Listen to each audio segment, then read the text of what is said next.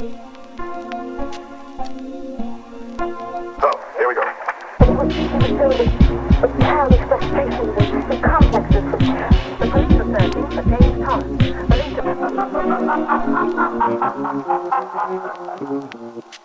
Hello, hello, hello. You're listening to Midnight Movie Gang. It's currently 8:13 p.m. Night Movie Gang in the EST. My name is LC. I'm here with my boy Joseph. What's up, EST? You know me. And we're here with one of our favorite guests, author Harvey Thomas Boyd. Say hi, Harvey. Hey, I'm repping the CST. Ripping that CST. It's a global. The Midnight Movie Gang is a global organization. We're a global venture. We're gonna have If you our go west, yeah. We're gonna have our international guests. One day we'll get Bong Joon-ho on the show, and then or maybe like Deepti when Deepti goes to Deepti's a friend of mine from college who's on the show every once in a while, and what's it called? Everyone she spent some months in India sometimes, so maybe one day we'll get her from India as we're recording. That'll be cool. Then we'll technically be international. Yeah, technically. So for folks at home. If this is your first episode, which what a crazy one to come in on. Yeah. This is a show where we typically talk about horror, sci-fi, and kind of like cult film, genre films. You know, like I've been describing, like the vibe I want to have for like the movies we talk about is like it's 2 a.m. and you're just flipping through channels, like you're half asleep, and you just find some like weird shit on like I don't know Spike TV, like Eight-Legged Freaks is on, and you're just like zoning in on like that's the vibe I want to curate. And today is probably going to be the only TV show we ever talk about. Maybe, probably, because I want to start this up saying, but actually before we get into that, we didn't talk about this before, Harvey, but what do you for the people out there, what are you working on like book wise? What do you want people to check out? Oh man, thank you for asking. For one, it was a tough year for me because at the ending of 2024, I had 2 books out that were doing pretty well, and then I flew too close to the sun, and I released a book that's too long that takes place in the 1950s, and no one will touch it. Oh man. I'm a horror author by trade. I just released a book called Go You and Touch That Beautiful Black, which I think is a masterpiece in my opinion. I gotta rep my books, but it is not selling very well. Did I give you guys the plot of that last time I was around? I don't think so. Please remind us. It is a horror noir about a vampire that eats the livers out of alcoholics. Which, that's dope. You That's did not sick. tell us Yeah. that. When I first came up with that, I was certain that I was stealing it from an X-Files episode. And so I spent all this time like going season by season on Wikipedia thinking certainly Mulder and Scully went up against that. But no, I think that's an original concept. Would love for you guys to check it out sometime. It is a fun read. I can say that most assuredly. 100%. I've been wanting to get into just back in, how do I put it, back into read. I like reading when I take the time to start it, but it's just always hard to start. I'm such a lazy bastard. But yeah, that premise sounds very interesting to me. So yeah, that sounds like Midnight a movie we'd watch Gang. on the show. Yeah. And we've watched a lot of our favorite movies have been movies that have like a lot of book-like qualities in terms of how they are structured. So yeah, for sure. But yeah, I wanted to let people know I was saying. So as far as like this is going to be probably the only TV show we ever talk about until Alien Earth season 2 maybe comes out. Maybe. which we'll get into. Which there's a section on Wikipedia for that. I think the review for this thing just came out through our responses to season 2. Yeah. So like generally speaking, so as far as like what the public response has been. And the show has kind of gotten critical acclaim for the most part in the public. It's currently got a 93% on Rotten Tomatoes. It's well made, like high from a technical score. level. Yeah, no. I mean, like, Is it? I thought it looked nice. In some parts, for sure. I think we've got some. My issues, technically speaking, have more to do with creative decisions rather than the actual money put on screen. Yeah. Obviously there's a premium. They spent a lot of money, but I think there are some creative destroys. But we're gonna get into. I don't want to get into that. Yeah, that's gonna be a whole Don't thing. just you wait, audience. I want to talk a little bit about first what I was saying about just TV shows in general. Why We don't cover TV on this show necessarily. Or as far as like my thing with TV, I will always prefer movies to TV, and I think it's because like my personality, I am such a completionist. Like I'm very bad when it comes to like how to put it. It and it might be just me spoiled by the modern era of like binging shows, but like I have a hard time waiting for the next thing. I'm impatient as fuck. Yeah. Like I watched this show week to week to week, and it was fucking torture. Even if the show was fantastic, dude, I can't even imagine. Even if the show was fantastic. Oh, did you binge it? Yeah, I did. And I was just thinking the okay. other day, like, God, I can't imagine if I had to like wait a week between episodes, especially like in the middle of the season. I was going week to week, and I want to say even if I loved the show, which spoiler, I'm very 50-50 on it.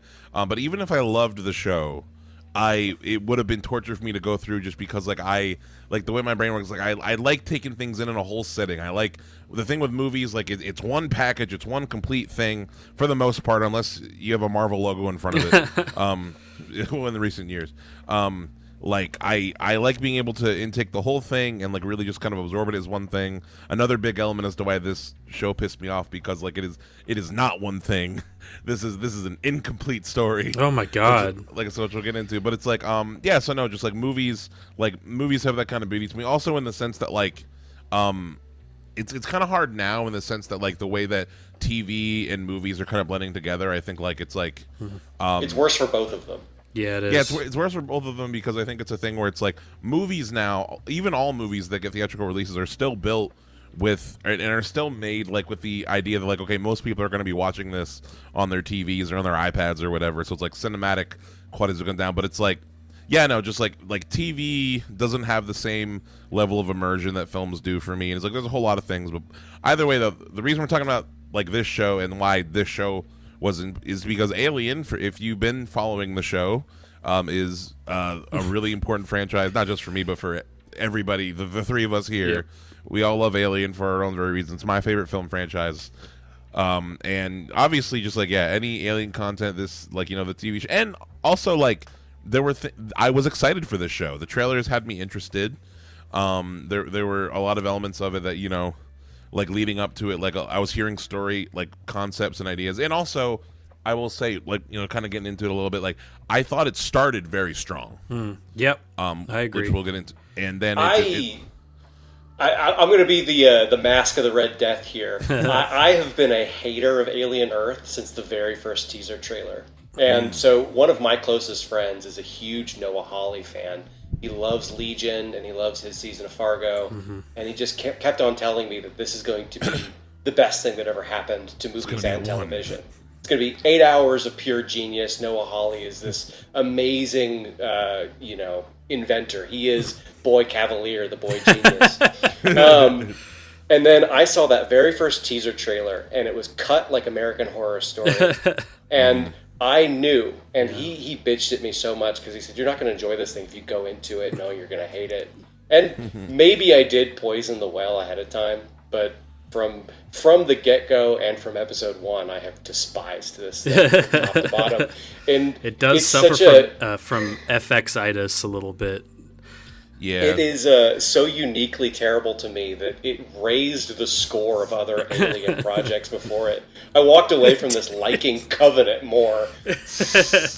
I will say, I'm also like more partial to movies and kind of shorter form content than shows because mostly, especially with this is a good example of like it feels like the budget is very front loaded.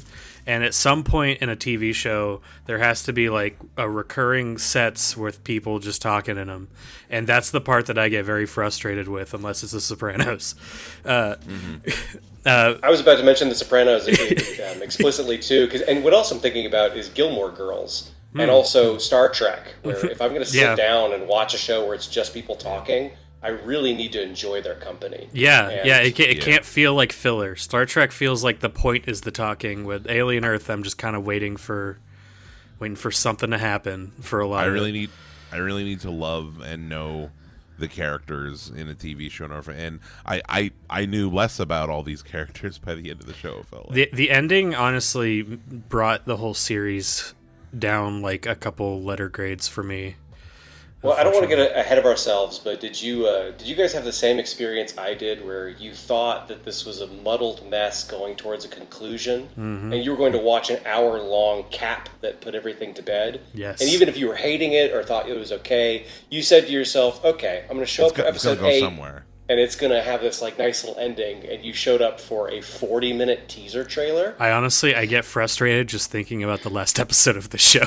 What you just described is exactly my experience, Harvey. So I remember thinking, like, for some reason I had it in my head, like, week to week watching this, that like I thought it was gonna be like a mini series, or like I thought it, at the very least, nothing in the advertising or nothing they said led me to believe that, but it's like I thought that it was going to be a contained story, that if they wanted to expand into a second season, they could. I thought that too. I don't know why I thought that. I felt dumb for thinking that at the end of it, but Everyone I've talked to thought that, though. I think there was at some point some promotional material referred to it as a miniseries. Or at the very least, I think there was an element of, like, how do I put it? At the end of this show, it's like, okay, there is no way. A lot of shit has to happen between the end of Alien Earth Season 1 and the beginning of the first Alien movie in order for, like, the world to make sense. And I didn't realize that this was a prequel. For some reason, I figured that this took place after Alien. That just made more sense to me, because like we never heard of like half of these concepts, and apparently like it's that easy to just get a xenomorph already. We already know where they are and everything. I don't know.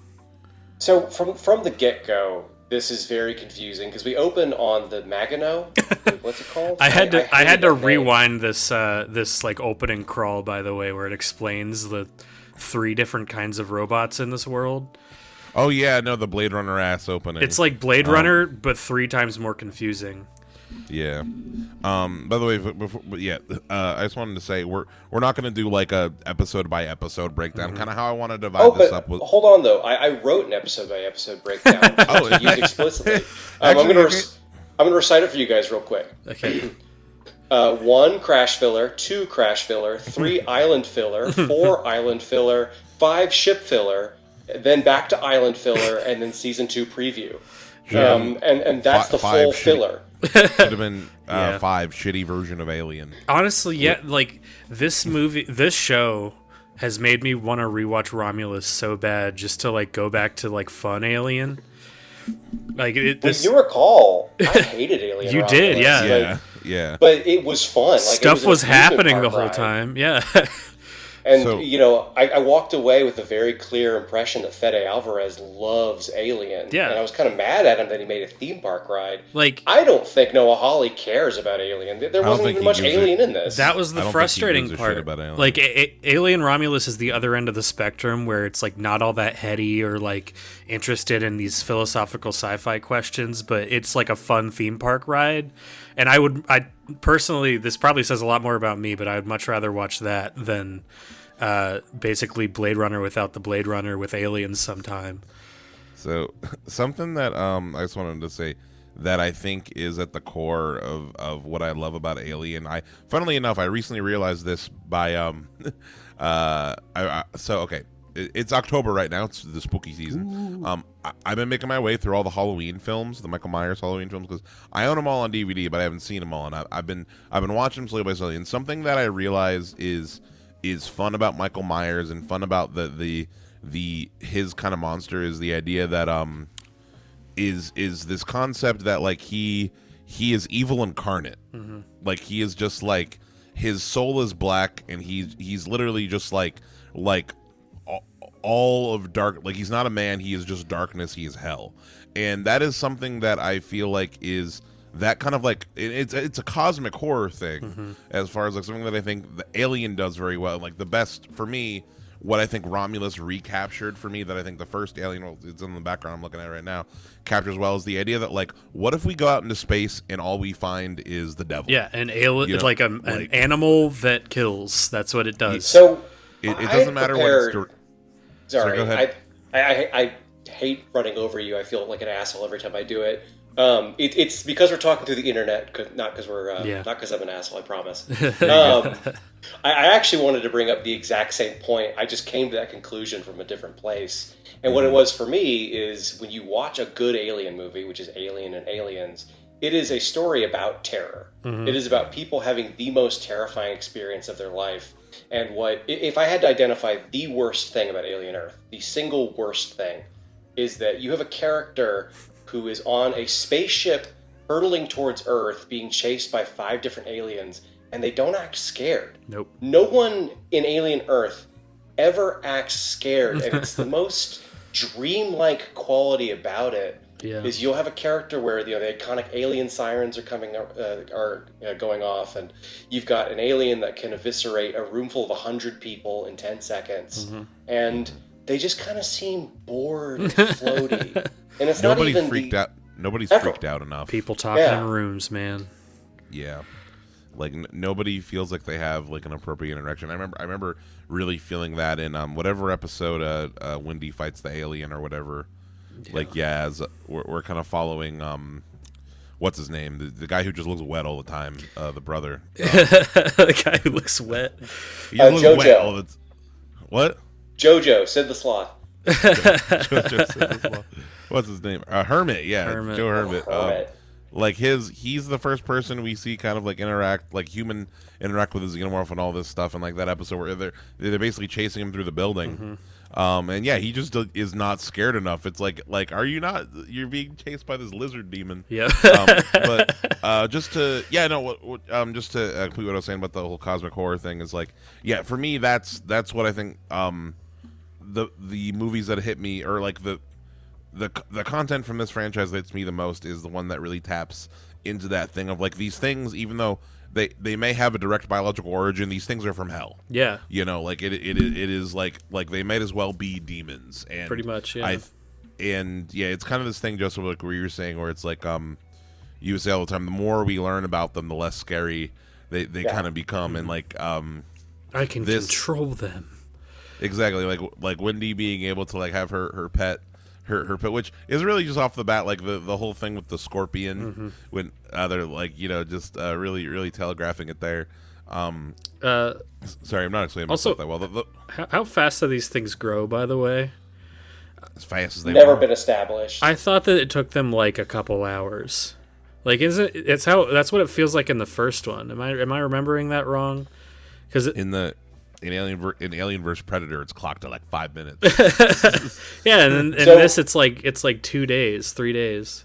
As someone who's gotten way too deep into the alien lore, I have always assumed that, and this is actually one of the few nice things I have to say about Alien Earth, and I don't have very many, is I've always assumed that the alien is very adaptive to its environment. Mm-hmm. So I will come to Alien Earth's defense in the sense of, as a storyteller, I think how fast the alien develops, how long a person is unconscious with a facehugger, I think all of that stuff is quite variable. Okay. And I think that if you actually had a science team measure that stuff, they'd find that the alien is just so adaptive that it might be 36 hours, or it might be in a warm environment and it's 6 hours. Like, it's in the kitchen on a biological level, and it's going to do what it's got to do. That's fair. Yeah.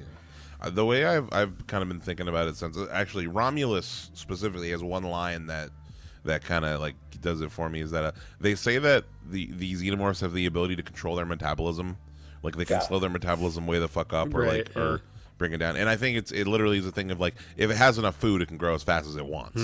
I think so in a control. I don't think they eat. I feel like I've heard that in some I think form. they just kill, don't they?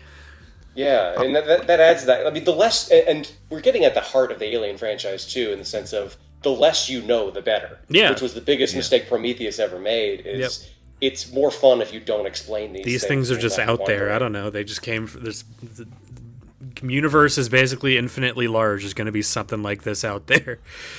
Funnily enough, with Prometheus, I've been wanting to. I wanted to rewatch all the movies, but instead, I've only had time for various video essays.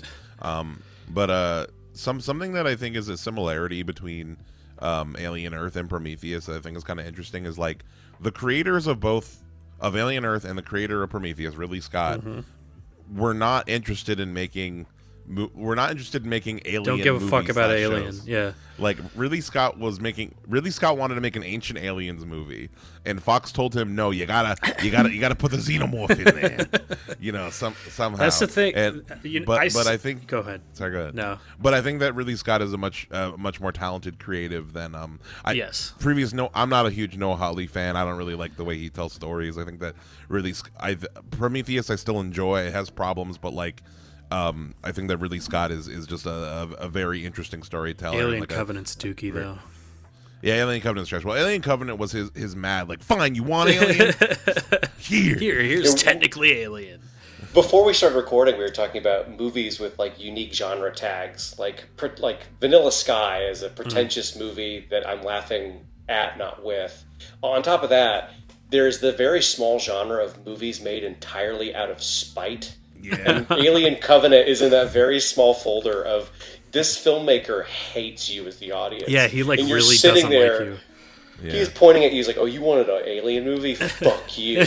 You're not smart." Made a whole spite movie. You want face huggers? Here's face huggers. I don't feel like Noah Hawley made an Alien thing out of spite. I just feel like he had terrible ideas. Just a non-stop barrage of terrible ideas. What if they fought the Robo Kids? Go ahead. You've been trying to get a point in, so I apologize. No, you're good. I say it every. We haven't even talked about the Robo Kids yet. Holy shit! It's fine. We're not going through linearly. It's whatever. I say it every time we watch an Alien thing. I always forget that these movies are at least half about robots. Every time, yeah, I'm always like, oh, I want to watch this Alien movie. It's about aliens. There's invariably at least a subplot about an android. This movie is this show is primarily about androids, to the point where I was like, I kind of wish this was just a Blade Runner show, because at least then it would be interesting to look at the whole time. My notes for Noah Hawley, because yes, this is pondering about robots, the TV show. And the most, I keep saying the worst, but one of the most concerning things about this, you could remove the xenomorph from this TV series, and you would not be removing any essential plot mechanics. You could replace it with any alien. In fact, they basically do for a large part. There's multiple other aliens, and the xenomorph is just kind of one of them. Yeah, and none of them are really as interesting or scary as the alien is the most interesting. But it is, but I resented it because it felt like there were times where Noah Hawley did feel like he was rubbing my face in the other aliens, which I thought were all very boring. It's just bug monsters bug of different that eats sizes. Metal, and then a squid monster. And then he thought his eyeball monster was so clever, and it really bothered me that he was just constantly taunting the audience of you like the alien, well, I've made a better alien. Yeah. And it wasn't that interesting, and they didn't do anything with it. For me, the second that eye becomes interesting, when we find out how intelligent it is, the show's over and they don't do anything with it. It's this show is so full of wasted potential on every front. It's very frustrating, and the ending made me feel like I held in a sneeze.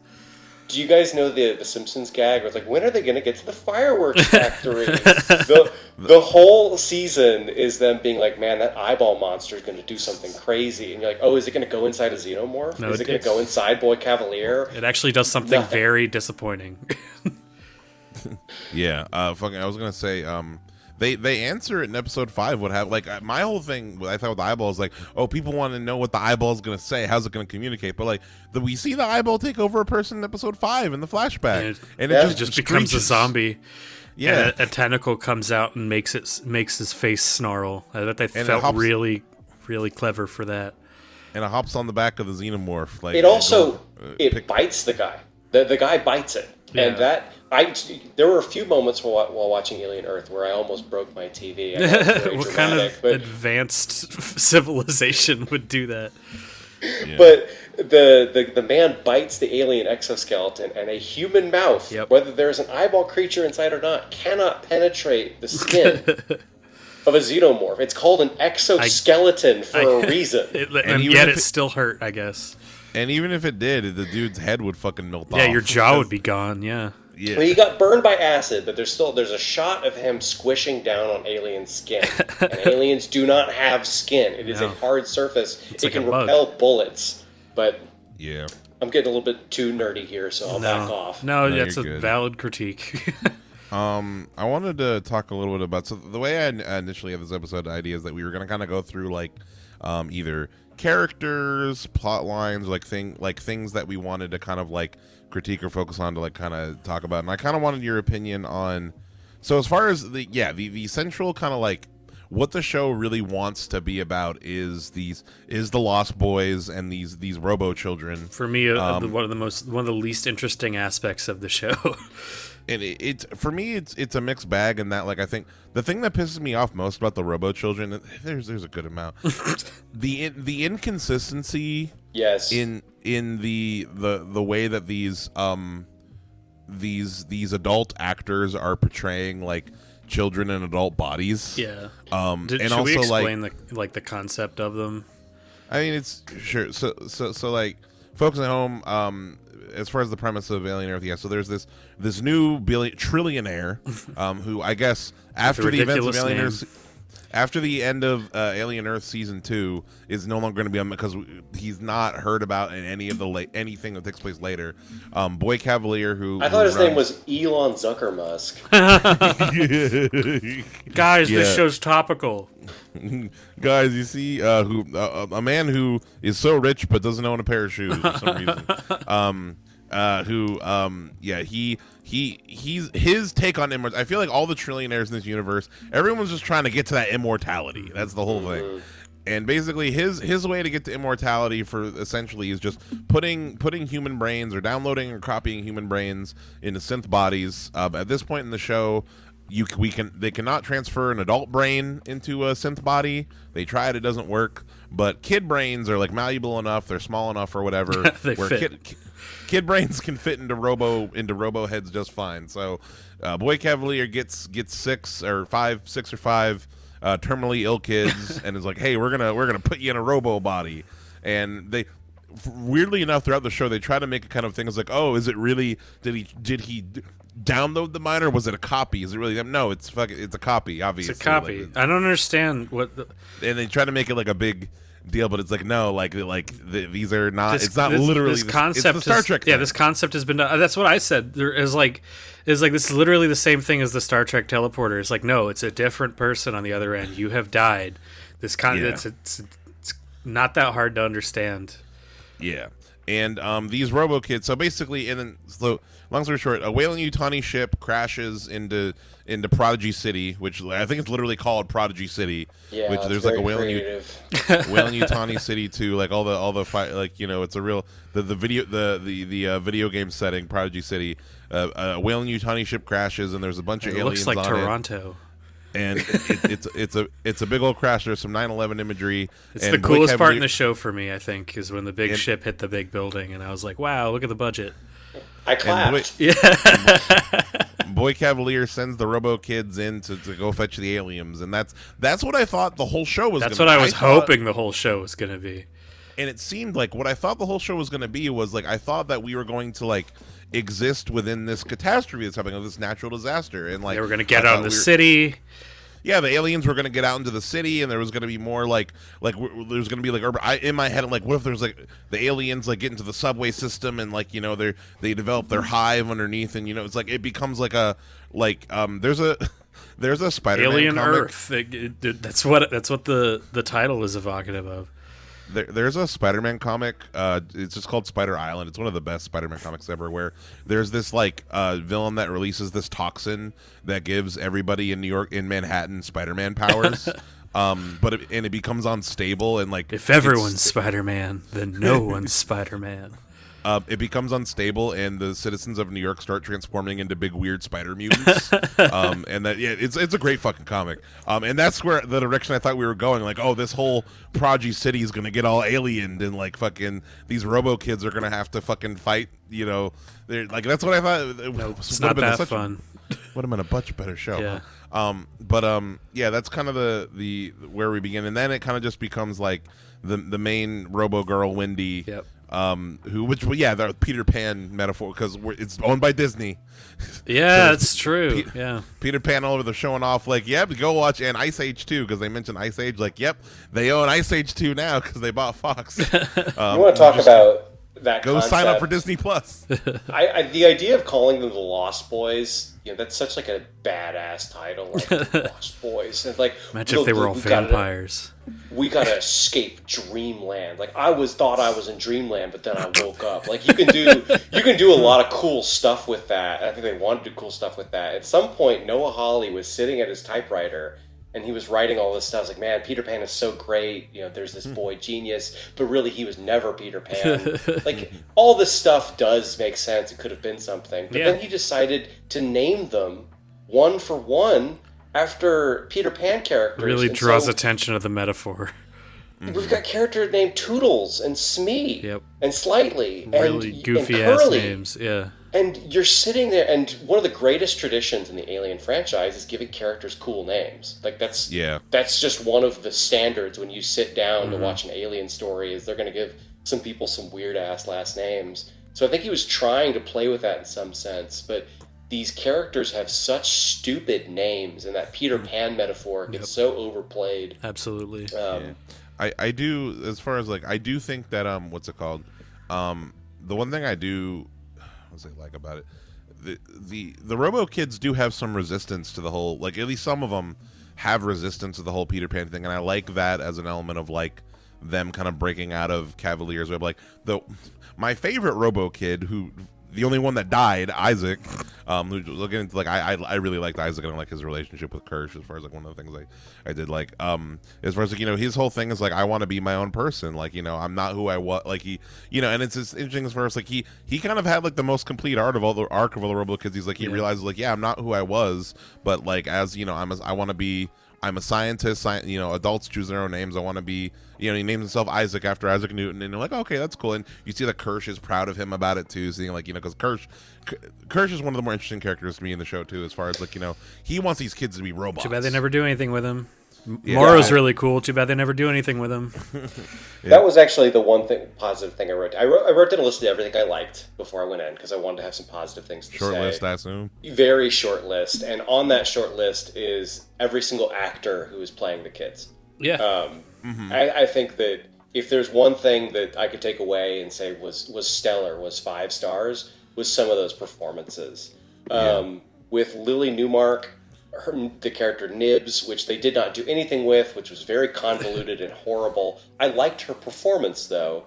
And then I'm probably going to mispronounce his name, but Smee, which was Jonathan Ajayi, I'm guessing on that. I found him so charming. Yep. Every time he was on screen, he lit it up, and I was happy to see him. I bought him the most as like this is a kid in an adult body. He did such a good job. Yeah, a lot of them. Yeah, so sometimes to the point you were making earlier, it was a little inconsistent. Sometimes they sold like, these guys, they sound like they're like 7 or 8, and some other times it kind of seemed like an adult trying to act like a kid.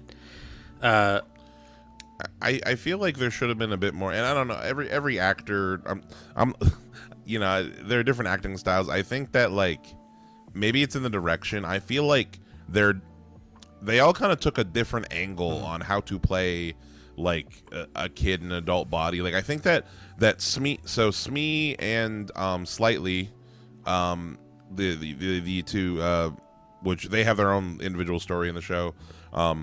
Like I think they played it the most literal in the sense like this literally just feels like children like who just happen to look like adults. And then I think you look at the actress who plays Wendy, Sydney Chandler Wendy, who I feel like they emphasize kind of like trying to make it this like autistic thing, and they kind of mention it too as far as like they say in the show one of the early episodes that like they don't have hormones, they don't have their bodies don't create chemicals that like impact their moods, like they're only going off of their direct experiences, which comes out as like kind of, in my how I saw it, as like kind of feeling like they're autistic, feeling like they're like this is an adult, but because of the lack of an experience, like what I'm trying to say. Oh yeah. Her character felt like an adult who the most kid-like thing was the fact that she just hasn't had a lot of experience. Yeah. And it feels very distinctly different from some of the other ones versus like someone like Isaac and the one Robo girl who did nothing. Yeah, she was just there. Who was just there. I'm She was a one little of them. jealous. She was a little like I forget what was that character. She might have snitched, but she probably didn't. She was just jealous of Wendy. That was her whole thing. Yep. She wanted to be Boy's favorite, and Her they had character didn't have an arc, so the 3 lines she has are like establishing what her arc is because they forgot to give her anything. So at one point she's like, "I am jealous that I don't have this position," Yep. and then she's like, "I realize my jealousy is because he is not a good father Yep. figure." I have been resolved. I can't find her. That's how little she had. How little she had a role. I can't find her. If you guys trust me, I'm going to take a quick side point that comes back to this. Okay. I recently Curly. watched Alien Resurrection, which is a terrible, horrible waste of time. and while I was watching it, one of the things that I figured out is that there's exactly 100%. There's exactly double the number of characters there needs to be. You could fold the cast down by 50% by just combining different characters. Yep. Because you have like Ripley and this android who kind of are like the same thing in the same metaphor, and then you have like 2 rugged space cowboys, 2 mad scientists. You could just remove this by 50%. And I was surprised when Alien Earth really got going that it's the exact same problem again. I think all of the stuff that was fun to explore with the Lost Boys could have been just Wendy, because really there was no point in having a bunch of them. You think there's going to be a bunch of them because they're going to be cannon fodder and they're going to die one by one, but they don't.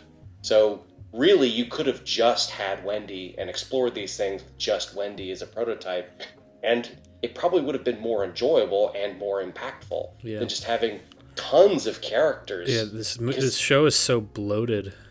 Yeah. But I so would slow say- at the same time. Yeah, I was saying something that like I was thinking about like halfway through the show about is like, man, this would have just been, you can just slim it down to make like a movie. As far as like, you could just make a movie of like, yeah, like you said, if it was just one in my head, I was thinking remove just like a couple of kids, remove like some. But there's no third act. If there's a movie, There really isn't, you'd yeah. have nothing. That's why I said like halfway through the Oh, show. yeah. Like, oh yeah, when it Sorry. when it gets to where I think it's gonna go, which like because halfway through the show I'm like, oh man, I incorrectly realized like, oh man, this shit's gonna end in a slaughter. Yeah. 'Cause they set up. Wayland Yutani is gonna invade this island, and the alien's gonna be free. This is gonna be fucking insane. Last episode. Yeah, like I thought it was just gonna be like a just balls to the wall. Aliens are taking over different Gore creatures. fest. Yeah.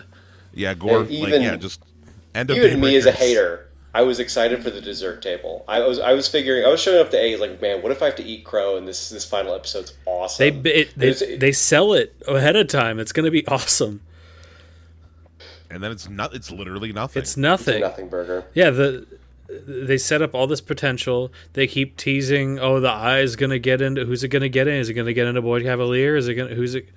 There's this big invasion. Morrow. Like I look back on every single arc. Morrow's my favorite character, by the way. Morrow, his whole arc kind of just like fizzles out by the end, and he's just kind of left completely aimless. The ending of this show, like I said earlier, just knocks the whole thing down a couple like dozen points. It's whiplash. It's bad until it's like a middle quadruple finger. Yeah. Like what? No, and I want to talk a little bit about that prequel episode, if that's okay with you, because that is episode 5. That's why I have it up separately because I've got I got opinions on that one. So, Yeah, if I can kick that off, sorry, I don't mean to cross chatter you. No, go ahead. Go on. I feel like you can condense down what's wrong with Alien Earth into the opening of that episode, because it has such a cool concept that I've always wanted to see in an Alien franchise. Someone has a face hugger, and a doctor tried to remove it, and the face hugger said, "Fuck you, I'm taking him out," and it takes his head off. Yeah. That is such a cool concept. And if you're doing an Alien TV series, that could have been one of the most dramatic moments in television history. Imagine if you had this character who was established and beloved. They have a facehugger and a doctor's trying to save them, and the facehugger kills them and tears their head off. That would have been crazy. You would have had people, standing up and popcorn launching into the air. But instead, it opens with Morrow being woken up by a security guard who's talking like a Redditor. And he's like, I think the security chief might be having segs with the doctor. Kind and it's of awkward. Yeah, it's so awful. And then they go in, and you have this room full of people who have just seen their captain decapitated by a space spider, and they're standing around like it's a Teams meeting, and they don't know what to do. Yeah, no one is nearly as freaked out as they should be. Especially, does everyone just already know the rules here? And so, about 20 minutes later, on that same exact note, you have this doctor character walks in to find that a chestburster has broken through someone frozen and escaped. And he goes, I was in the toilet for 10 minutes. Yeah, he doesn't care. I recorded that and sent it to my friends in disbelief. It's just how bored this stinky Frenchman is. A monster has exploded out of his friend. He's like, I was in the toilet. I don't know what happened. It just feels like it's Alien, but imagine, if you will, Alien 1, but no one gives a shit. But everyone reacts to the alien, and there's 15 different aliens, mostly Metroid enemies. Yeah. And to me, I feel like Alien, but everyone's drunk. Yes. Well, there was a moment while I was watching episode 5 where I'm like, is Weyland-Yutani experimenting with people? Like, are they like while they're in cryo, are they getting drugged with some kind of mind dumbing substance? Legit, I thought that was thinking. I thought So what's wrong with everybody? Is there a plot reason why everyone's such a moron? No, everyone's a moron and everyone's talking stupid except for Morrow. And Morrow also seems confused by it. What's the lore reason behind everyone not reacting realistically here? Morrow is the only one who seems to be reacting appropriately. We have to contain these fucking aliens. We don't know shit. Hey, there was a catastrophic Ambien leak on that shit. Is there a gas leak in here? Quick question. What the fuck is Tang's deal from minute one? Yeah, exactly. He's this weird pervert on board who then just gets eaten. Everyone's just oh yeah, Tang's a fucking creep. I thought Tang was an android, but according Me too. to... Everyone did. According to the alien Wikipedia, he's human. What is this? He was just a weird guy. He's just a weirdly ominous man. No, there's a little while where you're expecting it to just be okay, it's going to be a disaster, it's going to be survivors. And there's actually, again, my list of things that I liked. I liked one very specific line, and it's where they go to the engineer, who's this old, I think, Scottish guy, and he's like, our spaceship just turned into a missile. And then later, when the plot is heightened, he goes, our missile just turned into an arrow. And that felt so cool and Star Trek-y of we're going to sum up the story in one little line. We're on a collision course with Earth, and still nobody cares. But people's response to it is always that's interesting. Yeah.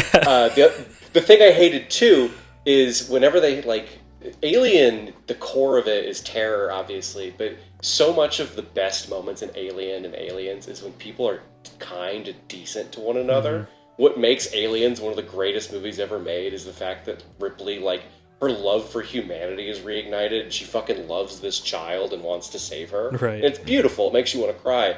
Everyone on the Maginot... You guys ever seen the YouTube video Dee Megadoodoo, where a newscaster mispronounces... I think so, yeah. Okay, I think of that every time I think of the Mangano or whatever it's called. But there's all these scenes where these characters are sitting together at a table, and they're all just being fucking assholes to each other. Old Tang, he's a pervert, and he's like, yes, I am a pervert. Stop this isn't Jason Voorhees.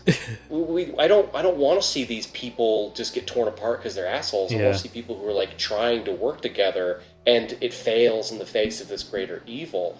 And so those are probably my least favorite scenes, just as far as ambiance goes, of them sitting around the iconic Nostromo set, just being shut up, you dumb motherfucker! I need my soup. Yep, you can't eat that. Yeah, it is just they try it. The first scene of this show is what you're describing, just all these people. Yeah, they're really just trying to do a Force Awakens where it's look, it's what you know, it's what you want from an alien thing, except it completely doesn't understand.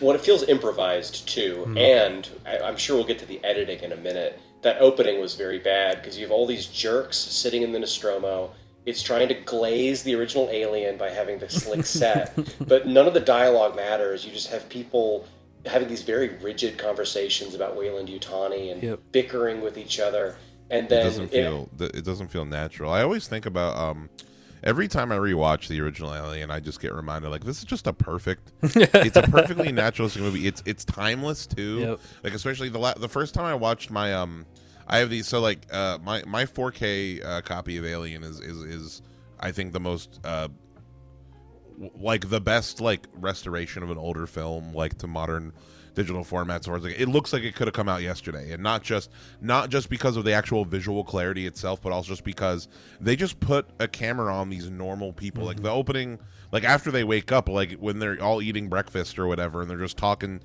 shit, talking about work, talking about like, you know, just like, oh, what are you gonna do, you know, and like making jokes and shit. Like it just feels like people like normal. Like that's what makes it not corny sci-fi. Yeah, there's a soft kindness about it too, though, and I wrote about this when I was going to write a big essay about Alien once. Is that like it's not this cartoony Saturday morning where they're best friends, but like they all respect each other, and they're like you spend a lot of time together. They're watching out for each other, and it's a really it adds to the tragedy. You buy that these people are like coworkers who have seen each other every day for the past like months or whatever, like.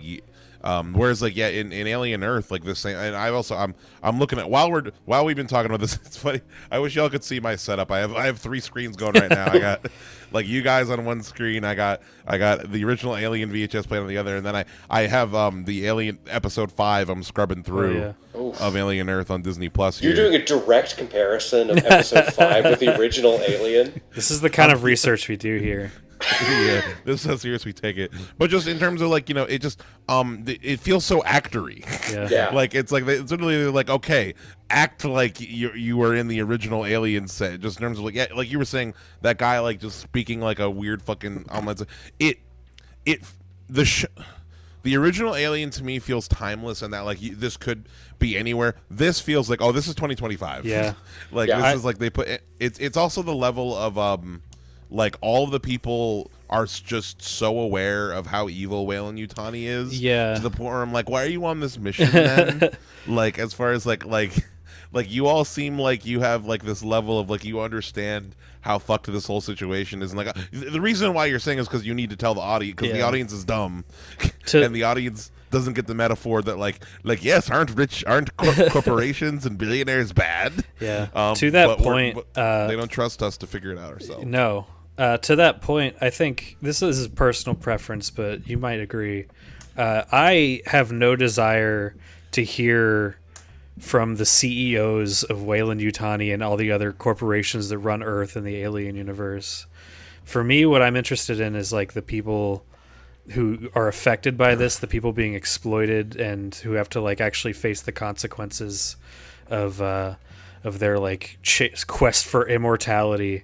Like these people being used as tools. I think that's what draws me to Alien in general is like this grungy like blue collar like the people who actually have to deal with these things, rather than I'm just not interested in the politics of the CEOs of the 5 on Earth. I just don't care.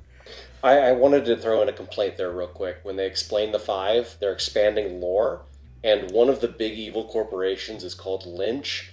And I thought that was so on the nose, it felt like another middle finger. It's like, this is Eraserhead Corp. This is Massive Dynamic. This is Lynch. This is gonna kill everyone. Yeah. It was so...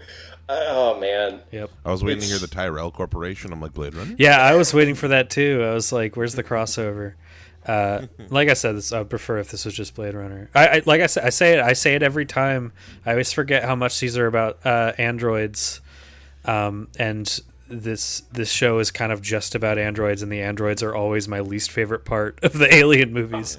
I mean, to make a joke about it, though, it's kind of not about that either. I that's what's so maddening, is this never makes a point. You know, as we were watching Alien Earth, my wife was watching the Amanda Knox series, which isn't very good by any means, but like it's always building something. Like imagine a story is building a wall. You're like putting one brick after another, and you're setting things up to like finally reveal something.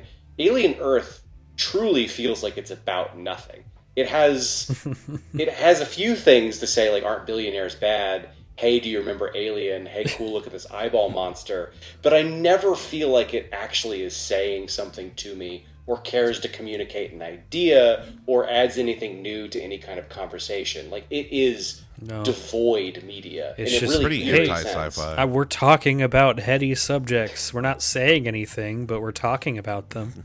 Joseph, I wanted to respond to your point about the whole not caring. So, like, I agree in the sense that, like, so for me, the point of having the billionaire characters be in here, like Boy Cavalier, Miss Yutani. Sorry. You okay? Yeah, sorry. Yeah. I thought what was going to happen, and where I thought the satisfaction would come. I was waiting for, like, oh, Boy Cavalier is going to get it in the chomped. worst way. Exactly, he's going to get And nothing fucking happens to him. He's gonna get chest. Exactly, like, I thought that, like, the reason, like, oh, they're building him up as such as dick is because they're gonna get Nothing happens to anybody in this show. Yeah. No one dies. He gets a mean talking to Wendy's mean to him. Yeah, Wendy's he gets mean tied to him, up. I thought it was so fucking cheap.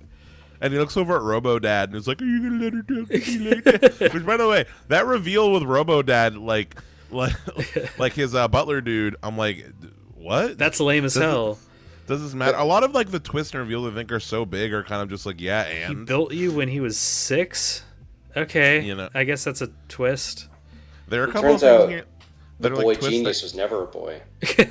yeah. Wow. Going back to yeah, he was never a boy. He was a little man.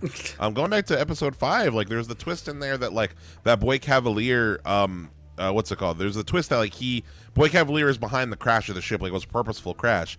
And at first I was like, oh, that's kind of cool. But then I thought about it, I'm like, it doesn't change anything else. It makes it kind of lamer a little bit. You reminded me of It one of does- my worst lines in the whole thing, too, which now we're kind of getting into these billionaire characters and Boy Cavalier, and I hated how he was written. There's a scene when they find his video chat log that he was behind the crash, and his performance, I think he's doing his best, and I think he does a good job because I think he's a good actor. But the script is so fucking terrible. And he's talking to this guy, and he's like, I can't remember the exact line, but I remember it rubbed me the wrong way. He's like, I'm going to give you so much money, you're going to be able to buy whatever cow you want from the town where they fuck cows. And it's you. Oh, yeah. You couldn't have spent ChatGPT absolutely could have done a better job than that. AI would have written a more clever line than this like very From by the the cow numbers. fucking place. I hated it. Yeah. I hated it so much. Pretty much everything. I know you're not supposed to like him, but pretty much everything Boy Cavalier says and did made me roll my eyes. Yeah, I prefer like my you said- big evil corporations to be faceless, especially after this. What's more cosmic horror? Yeah, They're faceless. Exactly. It adds to the theme. I think that's So- yeah. comparing one billionaire character to another billionaire character in this universe, something. How do I put it? The presentation of this character versus someone like I want to talk about what's his name? Why am I forgetting? Mr. Wayland in Prometheus, old man Guy Pearce, like something that, like, how do I put it? I liked his appearance in that show because you have the ridiculousness of, like, oh, this man is just so fuck old, and he's, like, on the brink of death, like, every minute. He's spending all this money at the end of his life, like, really just selfishly trying to hold on to, and he thinks that he's so special and so important that he's gonna bring his crusty old ass to his god engineers to, just like, and also his character being there is like also a shock as well. Yeah. Like, the presentation of that character and of the billion, like, and you see his kind of nefariousness and evilness, like, in the short time that he's there. Whereas, like, yeah, Boy in this movie just goes around saying, like, I'm an evil Willy Wonka. See, for me, I think to Harvey's point, the cosmic horror, like I prefer the idea that there's not like some like personal like motivation that the CEO has to get an alien. If they get an alien, they can make a shit ton of money off of it. It's like some department owned by a subsidiary of Wayland Yutani or something that wants this so they can like develop research for the military or something. I prefer that. Like, these people's lives are being put at stake of increasing their profit margin, not in some like high-minded search for immortality. Well, it also feels like they're trying to set up some sort of Game of Thrones thing. There were times where I felt like I was watching Brain Damage Succession with robots in it. And I can't stress enough how much I hated like the lawyer arbitration where you find out that the 5 evil companies... up on the table. Yeah, and we're watching like the Wayland Yutani Jr. is talking about her company philosophy, and I just hate this shit. Me too. There's a quote from Noah Hawley, and it's again one of those moments where I knew, oh my god, this is going to be shit. Where he's like, you can't just have a horror movie that lasts 8 hours. That tension couldn't last. Strong disagree. I think someone could and should make a horror movie that lasts 8 hours, where you have blue collar workers trying to survive against a monster and bonding and having their own plot arcs, and an android is there. That could have been a series, but instead we got this Game of Thrones bullshit that ends with the xenomorph being the dragons from Game of Thrones. Yeah, and it even ended with Baby Yoda, a baby alien, having the little scream at the end. Oh, there's because a little, she's Wendy's friend. Yep. It just, I hated everything about their approach to wealth, to storytelling, to timeline, and to editing. I hated... You should never notice editing, ever. You shouldn't notice editing in any kind of story. The crossfades were driving me crazy. Where it's like 3 scenes happening at once. So pretentious. It spoke to the same way it was written, of it's trying to be this grander theme of like, look at all of these big ideas, and the crossfades are also this, everything's interconnected, it's kismet. And it's so hollow. It's eye candy with nothing behind it. Yeah. Harvey really likes Alien Earth. A++. Yeah. Something I was thinking about the other day while I was getting ready for this episode, because like I've been mentally prepared. I'm wanting to rewatch stuff, but just life is I've been not having much time. But it's like something I was thinking about with horror and television. And something that I think fundamentally like is tough about TV with horror is the fact that like most horror, you don't necessarily need death with horror, but talking about with something like Alien specifically is like when you go into an alien property, you're expecting motherfuckers to die, like most of the people you introduce to. And with a TV show where it's like if you have a TV show that is expected to have multiple seasons, which I think that's an element too as to why like I never thought that like we would like only one main character really dies in this whole fucking show, and it's not even killed by a fucking alien. Or I'm thinking about thinking about Isaac. Yeah, exactly. The xenomorph doesn't kill off any named character. I don't think like main character that's around for more than one episode. Yeah, but and that's just something that inherently is tough about horror and TV is that like, well, if you're gonna have multiple, like these are characters that we're supposed to know. And like not enough of the characters are expendable, and that's where something like I think horror works as like an anthology, whether or not it's episode by episode, something like Black Mirror, Twilight Zone, or like American Horror Story you mentioned earlier, Harvey. As far as every season of Horror Story is like it's a seasonal anthology, and that's honestly where I think something like Alien Earth could work. Is like maybe it could have been. Alien Earth could have been different. Like every season could be a different story about a different set of people. Can we just get like a 1-season miniseries? That's kind of all I wanted. Yeah. I also wanted to what's it called? Sorry, Joseph, you continue. No. I understand that like American TV doesn't know when to end and doesn't know when to stop. But this show suffers so bad, or this show suffers so much from guaranteeing a second season. It's got Stranger Things syndrome. Yes. Where I will go to bat for Stranger Things. It's kind of like, it's my Marvel in a way, where like, I know it's trash and it's become trash, but I kind of like it. It's junk food. Yeah, it's junk food. And the later seasons of Stranger Things have this problem where it's just like, well, we keep raising the stakes, but we can't kill people. Yeah. So we kind of just have to have conversations. And so characters are put in danger. And it feels like if you're one of the few people out there who didn't like Toy Story 3, there's the the scene of the ending where they're literally dangling the characters over lava and like, oh, aren't you gonna cry? Aren't you gonna cry if we kill Woody? And they do that with all these little android children. They're like, won't you be sad if we hurt one of them? And I wouldn't. Not really. Yeah, I wouldn't. I didn't give a fuck about any of these androids. I'm gonna be honest, except for maybe Kirsch because he seemed like the smartest one in the room, and I wanted to see what he was up to. Turns out, not much. Just kind of watching.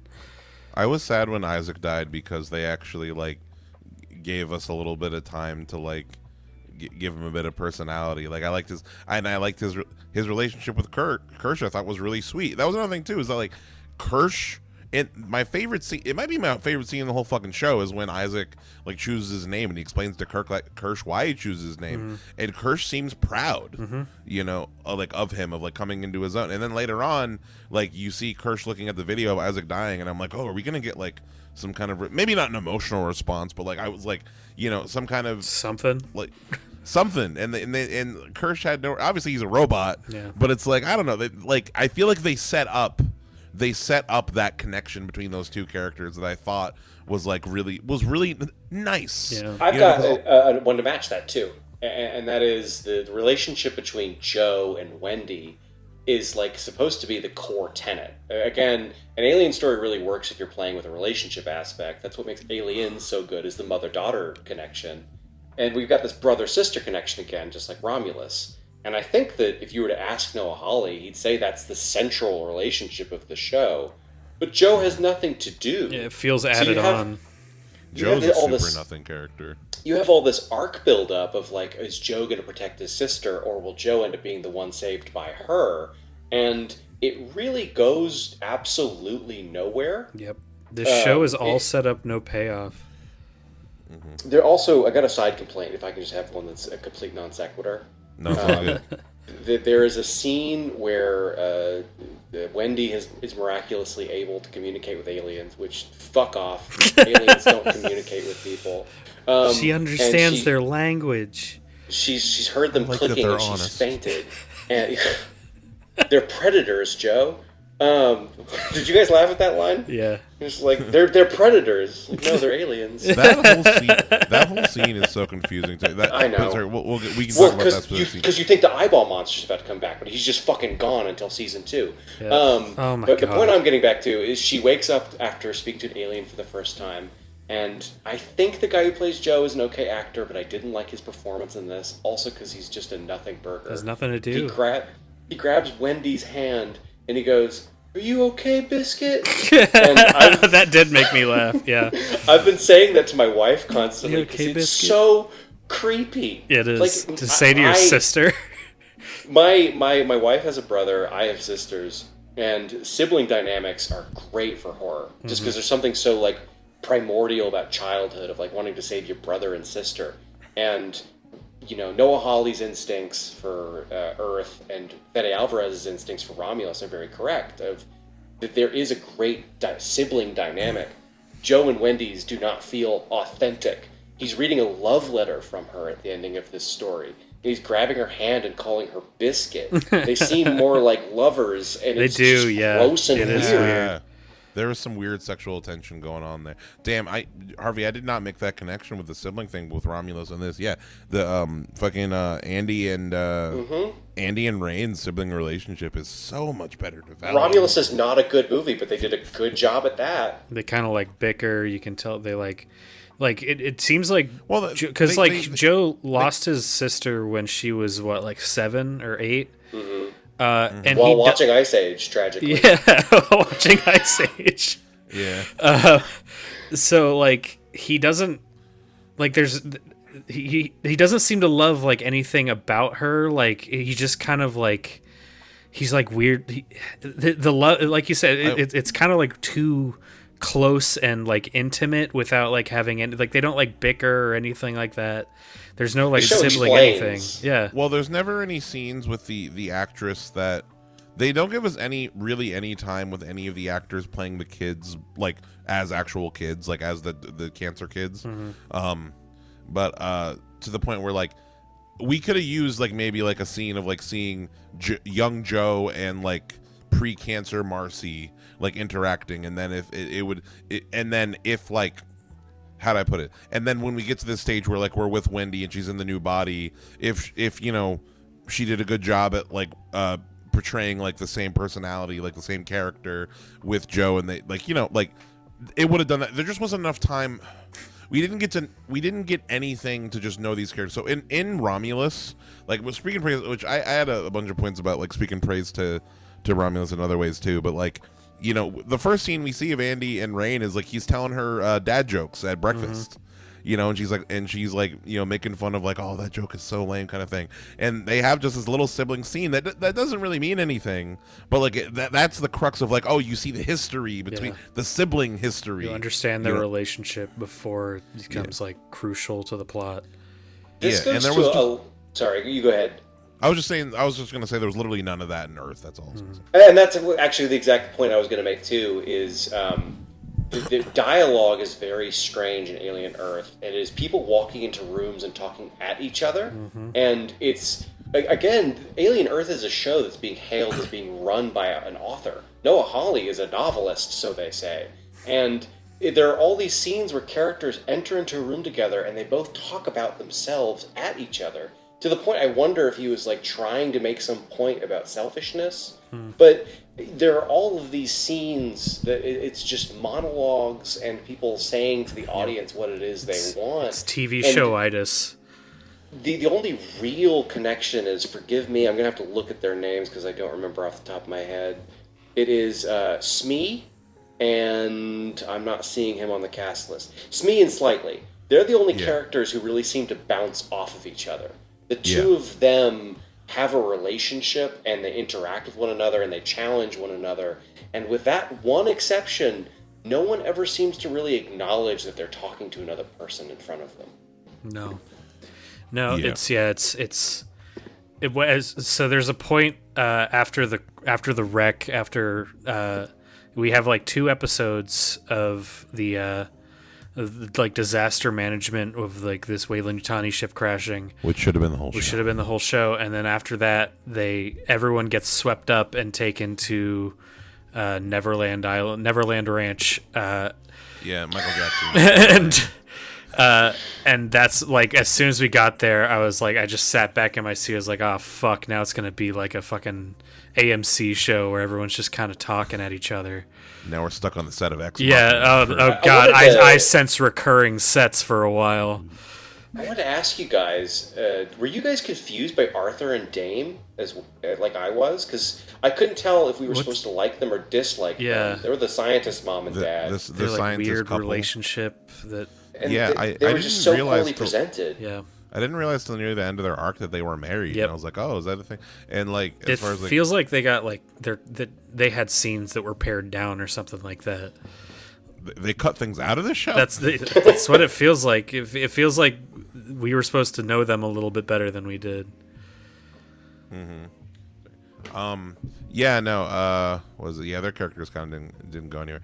I felt a little bad for Arthur, and it felt like they started to develop a bit of conflict with them, in that like she seemed like she was drinking Boy Cavalier's Kool-Aid more than he was, and they started to try to conflict, but it just fizzled out quickly, and that like, oh, he just like quits, and then you know what's funny enough, he quits, he gets face hugged, and then he gets taken off, and it seems like Dame Sylvia doesn't really care that her husband's missing. She's like, oh, he's gone. I'm sure he's just like headed back home, and it's like, oh, okay, I guess your husband didn't say goodbye to you before he left, and you're just like fine with that.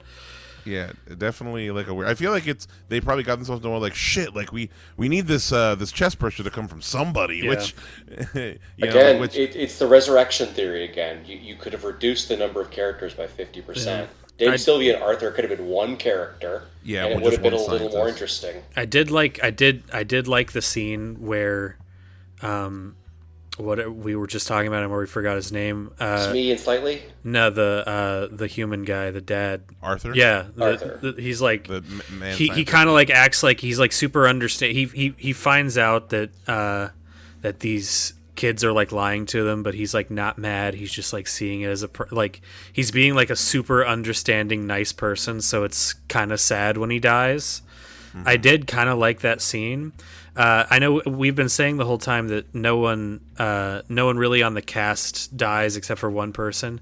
He dies, but he'll be back in season 2. So who gives a shit? Yeah, because we spend the last 2 episodes teasing what's going to happen with his eyeball, who's it going to go in, who's it going to talk through, and then it's the worst possible option. It goes into a corpse, and now we have a zombie. So I've been trying to work this in organically, and I just haven't had the opportunity. So this is just a hard left turn. I apologize. We're talking about the jungle. We're talking about the aliens in the jungle.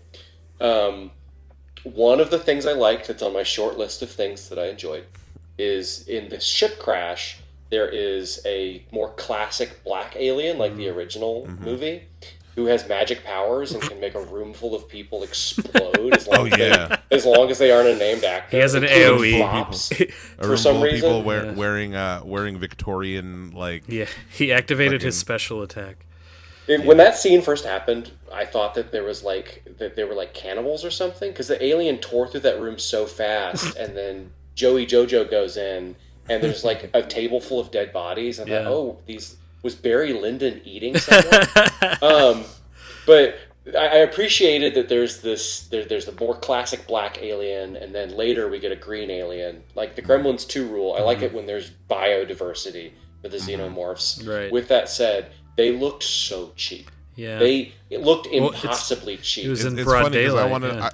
I was gonna ask you guys. That was the next point I was gonna bring up. Was what do you guys think about the creature design in this? Because I had a little bit of thought. Sometimes it looks okay.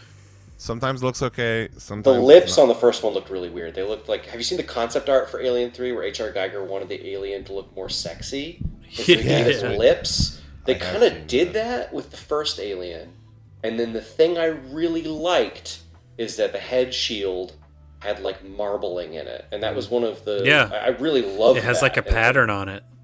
It was grown out of a single lung. I thought the suits. I think it's going to be hard in broad daylight. I don't think I hated the way the effect. I thought the CGI didn't look great for the most part, especially on like the eye, but it's a TV show, so I cut a little bit of slack. I was mostly just disappointed because it's like, all right, the show's called Alien Earth. Are we gonna have like a Predator scene where like we're in the jungle, we're on Earth, and an alien is stalking a bunch of people? And it kind of take your slack back. They in 1979 with some rubber and latex, they made one of the best monster movies of all time. You're right. By showing it sparingly. Yeah. And they could have put a little more effort into that suit and showed it a little more sparingly. There it is with its Joker smile. It does look very fakey. I'm trying to find. So, funnily enough, I just like I said, Alien 1 is going on in the background for me. Just comparing the faces. 1 second. Yeah. Sorry. You keep no, going. it feels like. I think LC, you're right. The whole thing just should have been pared down. It honestly could have been like maybe like 2 or 3 episodes, and it would be a lot better. It feels like I think once they got to Neverland Ranch, I was like, this is this okay. So now we're at the point where the budget is getting kind of thin, and we got to save up for the last episode. The last episodes we're gonna get this big crazy finale. Weyland-Yutani, full invasion of this island. Aliens running around killing people. We're gonna lose a bunch of main characters, and it feels just like the show. Like it feels like that's where the show was headed. And then for some reason or another, it got, it had to like subvert into just setting up for another season. Like there's nothing satisfying about this last episode. It just feels like there should have been only the xenomorph and less characters, and some of those characters should have died. Mm-hmm. And I feel like in having characters die, you would have had them complete their arcs or sacrifice themselves. Mm-hmm. And in a horror story, you need characters who are under stress, and no one's ever stressed out. People are bored more often. There's scenes, I guess I'm starting to repeat points, some recycling points, so I apologize for that, but nothing frustrates me more when you have that iconic alien siren, which is one of the best parts of Alien, is just how good that old 1940s siren sounds. And it'll be going off and people just won't, they'll be bored. Nope. They'll be like looking at a clipboard. That's what's so disconnected about episode 8 too, is you have an island that has 5 different alien outbreaks going on. There's not just the xenomorph. There's bugs that explode into green gas in people's stomachs, and there's a squid monster that swallows people, and there's the Metroid Prime bug boss, and also the androids are rebelling, and also Weyland Yutani is invading. Yeah. If you're on that island, you should be having the biggest panic attack of your life because you have 7 different tsunamis coming your way. There's 8 different sirens going off. Rooms are on fire, and people will just be kind of like, "Oh, we need to go to Sector 7. The situation's pretty bad." Yeah. As I've been, Crazy Monday. People are just walking around, chilling, having their own little conversations. To speak to the energy, people aren't scared enough. I think back to even down to the soldiers in the last few episodes, as like they're trying to contain this alien threat, the soldiers don't seem freaked out. Like, think about Hudson losing his fucking sanity, like, "Game over, man, we're fucked, we're due. Why don't you put her in charge?" There's no, you don't feel that level of tension and anxiety from the soldiers even. And by the way, I just wanted to say, I showed you guys the for folks at home, this is audio podcast. I've been looking at the Alien Earth xenomorphs versus the some designs from the other films. I can't find one specifically. This is Alien from Romulus, which I think they look great in that movie too. Look up Alien 3 Alien, because as much as that is one of the worst movies ever made, it is the movie the alien looks best in. Yeah. That scene where when it's practical. Between this and Alien 3, Alien Resurrection gets so much credit. It's we did an episode covering Alien 3 and Alien Resurrection, and Alien Resurrection fucking sucks, but I had such a better time with that than Alien 3, or for that matter Alien Earth.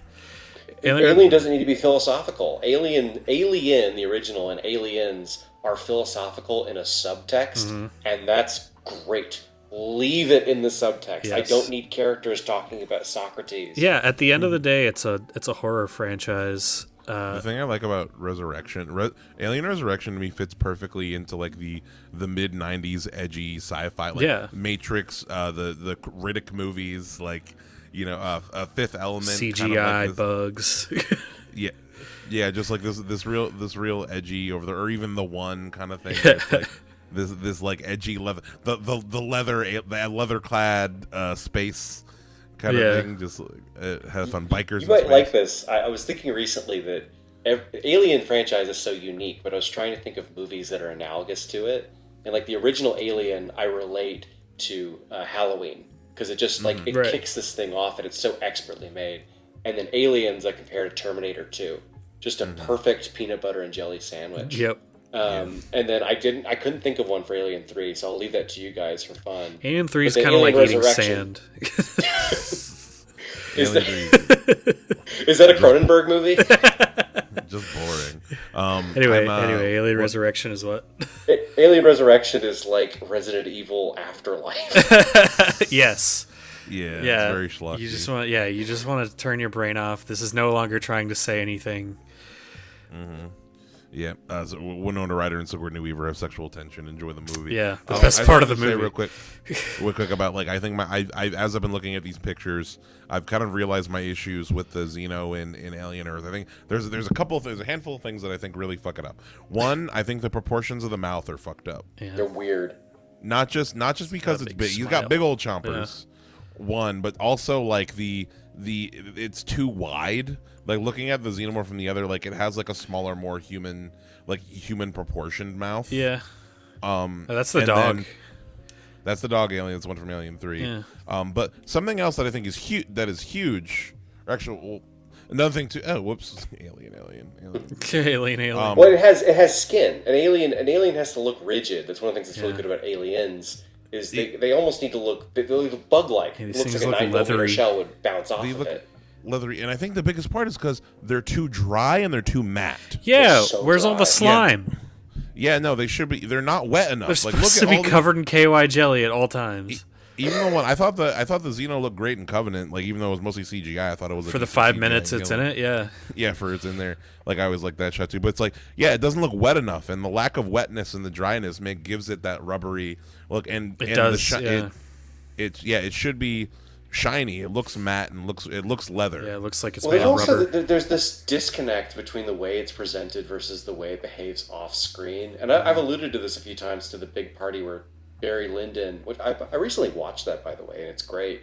It's nothing like Alien Earth, but that's the understatement of the year. But he shows up to Barry Lyndon's house, and we've seen this thing move, and we've seen alien movies before, and this alien is more powerful than anything we've ever seen in the past. Yeah. It can just tear through people when it's off screen, and when it's on screen, it just looks so much like a guy in a suit, more than it's ever looked like a guy in a suit before. Yeah, definitely. No, it looked better in the Alien vs Predator movies, where like talking about like somebody, I forget if it was Joseph or Harvey, saying about how like like it's presented like in the shadows in the dark. You see it in full light in Alien vs Predator, and I think it still looks fucking awesome in that. It looks more insectoid. The AVP was my very first Alien movie I saw when I was a kid, and I think it was mine too. You guys have nowhere to go but up. Before you watch Alien, there is like the Alien Saturday morning cartoon show and the arcade games, and they present the alien as a bug, and that is like the top layer of like, this is just a drone that gets thrown at you, and it works for it. But that goes back to a point too of like, a bunch of people trapped on a ship with an alien is scary if they don't have the appropriate weaponry. But if you do have the appropriate weaponry, you can just burn through those things. They're not immortal. Yeah. They're not Superman. They're just an animal. Yeah. And Alien Earth really does not stride either of those lines, again, because the alien has shit to do. Yeah, sometimes one alien can rip through like 30 soldiers, like the scene in the Penultimate episode when Wendy commands it to rip those soldiers away. By the way, as far as like that's kind of we've gone through a lot of points of the show. I do want to what's it called? Talk about this little like plot line that's kind of or at least the way that they start to kind of portray this whole relationship that Wendy has with the aliens and her brother. An interesting plot starts to develop for me in that episode where like we see Wendy like viscerally, without any hesitation, use this alien to slaughter people viciously, like slaughter humans viciously. And she, at this point, she has no remorse for human life. It seems. And then her brother stuns a robot, and she gets really, really angry at him. Which I thought was a death scene, and they imply it's a death scene, and then she's just fine. Nibs is totally cool after that. But and I thought that like, oh, this is interesting because like now and also the scene before that, before they get trips, they visit the graves of their their original child bodies. And I started to get the sense from Hermit that like, oh, he's starting to realize or think like you as an audience can decide like what you want as far as like, but he's starting to see like, oh, this really isn't my sister. This is a monster. This like android creature that like has control of these aliens, no more like this is a predator. He talks about like, oh, they're predators. Like, no, this they're thing aliens. this like thing that has the memories of my sister is a predator to humans, and like it's a threat. And it seemed to me like it was gonna be like, oh, they're gonna be completely on the outs at the end of the show, and then he comes back in the stupid way from that scene. Man, I'm seeing a recurring theme with this show of like, won't it be cool when this happens, and it doesn't. They start to set up interesting things and then do nothing. Alien Earth is like a 2D Mario scroller where you enter into this room and it's all like the box with the exclamation point on it, and then you just keep hitting them and nothing comes out.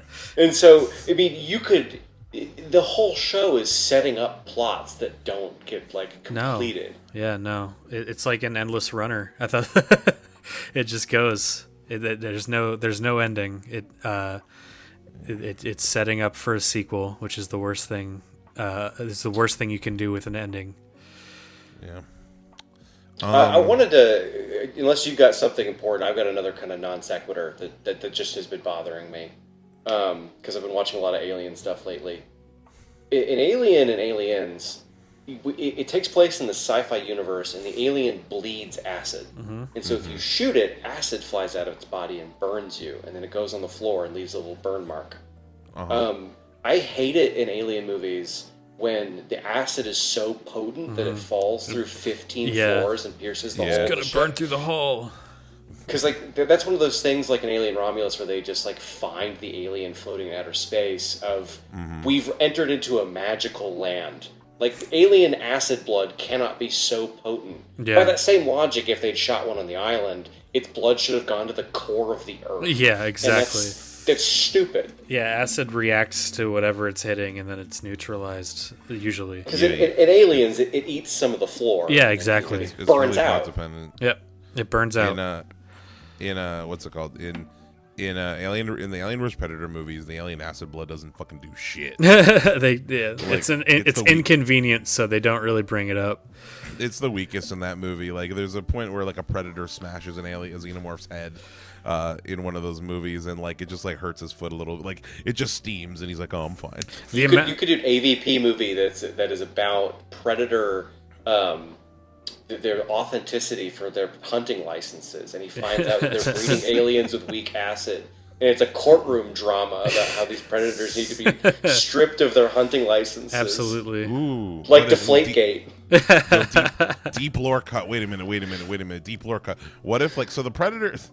So the aliens in the Alien vs Predator, in the first Alien vs Predator, are like specifically xenomorphs that like are have been put there for like the predator's manhood ritual or whatever, right? Yeah. What if like the predators like tweaked the DNA of like, okay, we're gonna make this a little easier. Like we're gonna like a slider, like we're gonna make the acid blood less intense on the like these custom. What if they go to the engineers? We need some custom xenomorphs for our manhood that aren't as strong, not as fast. What if we had the xenomorph mate with like an herbivore? You know.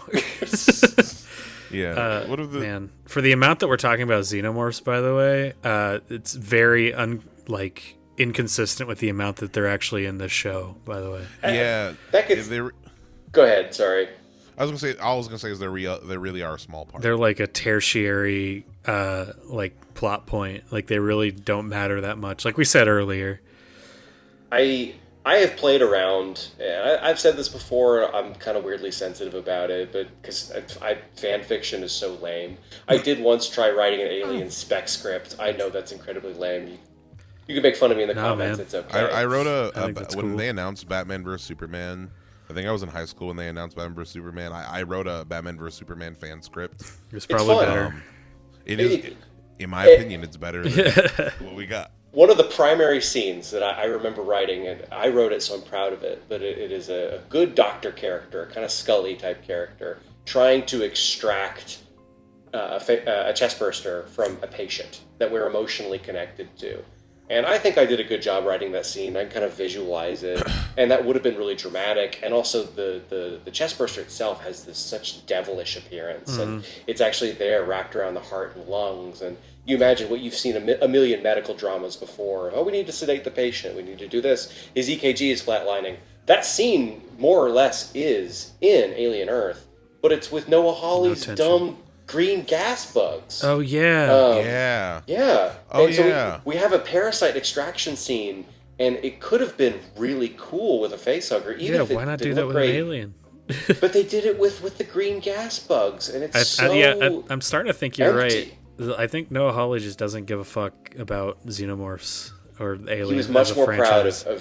of his aliens. Yeah, I came up with ones that are even scarier. Imagine an eyeball with a bunch of other eyeballs on it. There's a funny scene in Alien. There's a couple of with Alien. I think there's a couple of situations and scenes that are unintentionally funny. Now that I'm just thinking back to a few of them, it's like I really like when there's a little bit of a Weekend at Bernie's that goes on with Shmi and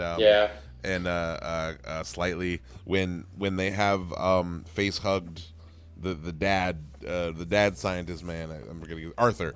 When Oops, I face hugged my dad. And they're literally like carrying him around like Weekend at Bernie's. Like one of them's got my legs. And at one point they hide him under Slightly's bed. And I think Kirsch comes in and it's like, what's going on here? It's like, nothing. We don't got. And it feels so like screwball comedy how they're just carrying this dude's body around. You've identified another weak point because the list never ends of things I hate in Alien. But in Alien and Aliens, so I'll start with Alien. You know everyone on that ship. You know every single character. It's this tight list. This is tight cast. You even know the cat really well. And then in Aliens, there's all of these different soldiers, but they get picked off. And so for the back half of that movie, you know every single person's name of the human characters that are left. In Alien 3, we get this first problem of there are prisoners we don't know. There's tons of people in this camp we just don't know, and that is where a problem starts to develop. I think what makes a good Alien story is that we know every single human being who is involved in this situation, and whether we're on the island, whether we're on the crashed ship, or whether we're on the DD Mega Doo-Doo, there's just people. There's just people, and there's all these really cheap guard costumes where wherever you go, there's just guards, and it feels like you're playing a video game where they've just put some guard assets in. Yeah. And I feel like that really deflates tension, and especially in episode 1 and 2, they're kind of there to be cannon fodder, and it feels like I'm watching a Shudder original movie where they just want to have some gore thrown in. Do you guys see that point of, like, that's part of the purity of Alien and Aliens, is there's not just randos to be eaten? Yeah, no, 100% at the core is, like, especially in the first movies, like especially talking about the first Alien, which, by the way, the VHS just popped out movie. Is the fact that, like, these are just regular working class people. Like, these are just, like, they're your coworkers. They're, like, you could be in this same situation, you know, and that's at the core. Actually, not just to another little thing. Wait, Joseph and I, just did 2 episodes on the first 4 Tremors films, and we actually did make a lot of comparisons between the Alien movies. Surprisingly, there are actually there's some comparisons to be made. Yes, between and something with that the first 2 Tremors movies is that, like, it is about, like, in the first movie, it's a small town of literally 14 people. Some of them get killed right away, and you know, like, literally everyone there, and, like, you feel the history between these people. Like, you know, you see these are people who've known each other for years, and that adds to the tension of the drama, because, like, well, I like old Fred. I don't want to see him get eaten by the xenomorph, or the graboid. Yeah, to your point, it's like if this was an anthology series, then it wouldn't be so scared of killing off actual named characters. If you put the Robo Kids in Tremors, it just kind of becomes Dune. because Wendy would be riding the graboid. Yeah, we have these, like, almost immortal robot people that never are tested. Like, it barely do anything with them, barely ever put them in any peril, and when they are in peril, it doesn't feel like it because they're not acting like it. It's a horror series with no tension, and you're never scared for the actual named characters. Can you imagine if you showed up, if there was, like, this teaser trailer and it was like, do you remember Tremors? Do you remember Tremors 2? And then it pops up and it's like, Nevada, 1981. And you go to the theater and it opens with, like, the engineers creating graboids in the file. And then you're 19 years old and Aliens are one of your favorite movies. And Tremors is one of your favorite movies. And you just watch the most boring space opera you've ever seen in your life about how the engineers also invented graboids. And then shared universe. The movie ends. the movie ends, and there's a post-credit sequence where one graboid comes out of the ground and shrieks at the camera. And you go, "Oh my god! I paid $12 to see this." One of the things that Joseph and I were talking, I think we brought up a couple of times during our Tremors episodes, was how, like, we would love if we could do some character swapping. Like, if you put Burt Gummer in a Tremors movie, if you put Burt Gummer in an Alien movie, and how awesome that would be. Like, if you put Burt Gummer and Romulus. If you just stole the plot of Tremors and just had it be xenomorphs, do you know how good that movie would be? Can we get Alien versus Predator versus Graboids? versus Tremors, APT. A Graboid eats a xenomorph, which acids in its mouth, and it melts away into the sand. That's you know what? Ooh. Get on it. Call. Well, actually, no. Legally, it's not, because Tremors is owned by Universal, which is one of the companies. Yeah. One of the companies that hasn't been eaten by the Disney monolith. Which is kind of ironic when you imagine Disney as a giant graboid. Yeah. Interesting.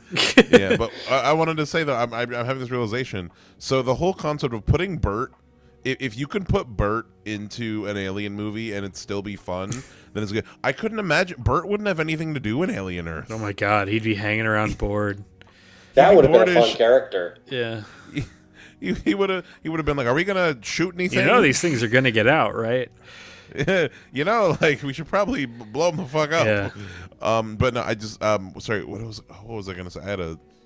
Sorry, I was laughing because I realized something.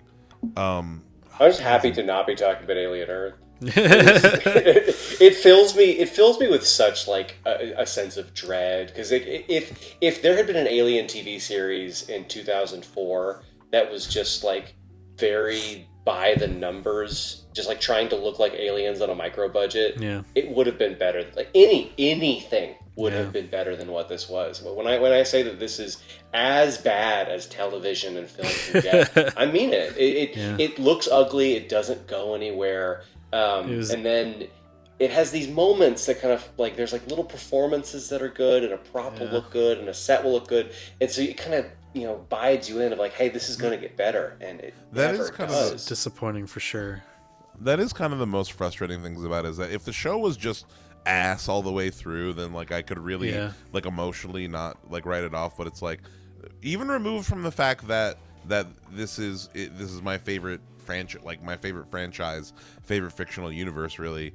The fact that like there's little diamond nuggets of cool, like you just said, like cool ideas and stuff, and cool visuals, like whatever, just like little or story ideas that just never just really don't just fall apart. I sat through so many go nowhere scenes because I thought I was going to see an alien shoot his interior mouth into Boy Cavalier. And that's I was showing up and paying for an FX subscription to see Boy Cavalier have his forehead dented in by a xenomorph at the end of that thing. Nope. They couldn't give us that. Or they didn't even put the eye in his head.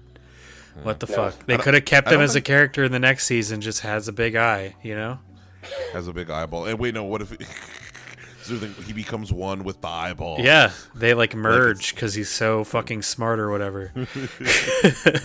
Oh goddamn, what is that? That shit reminds me of there's a Stargate, the Tok'ra from Stargate. They're like the worm people with If there's another TV show you would talk about, it would be Stargate. Have you guys ever seen the Star Trek season 1 episode where they find, it's called Conspiracy, and they find out that that episode sucks. Gosh, that's TNG, right? That's like when like the entirety of Starfleet's been taken over by like a brain worm or something. Starfleet is what I couldn't remember. Yeah, it's these like little xenomorph looking bugs that crawl into people's brains and take them over, and it ends with Picard and Frakes just blasting like the leader of Starfleet, his head explodes. And then we never talk about it again. Yeah, it's the dumbest episode of Star Trek that's ever been made. Yeah. I remember a point I wanted to make earlier. I just want to make sure to get it. We're really kind of just at this point rattling through like all the things like really we talked about a lot of earlier, but it's all wasted potential, man. Something I wanted to say in praise of Romulus and also in praise of the original Alien, some scenes and things that I think execute this well. We were talking about how like it's really uninteresting just to like see the billionaires and the companies be assholes just like as people. I think it's a lot more effective when, like you were kind of saying, seeing the direct effects and directly the poor people and the people being oppressed. Right. The effects are like, so I think about like in Alien Romulus, the two things are like when Rain first goes to like, yep, I completed all my fucking hours, like I'm ready to transfer out, and then like literally they just on the screen, like Rain doesn't see, they just up her hours, like double it. Like, well, we actually had to double the thing. It's going to be 5 or 6 more years. That was just straight up just like, well, what the fuck are you going to do? You have no power. But two, and honestly, and this is another thing as far as like talking about android characters and good android story, I think Andy from Romulus is one of the most interesting android characters that we've gotten in these movies yet, as far as like his turn when he gets his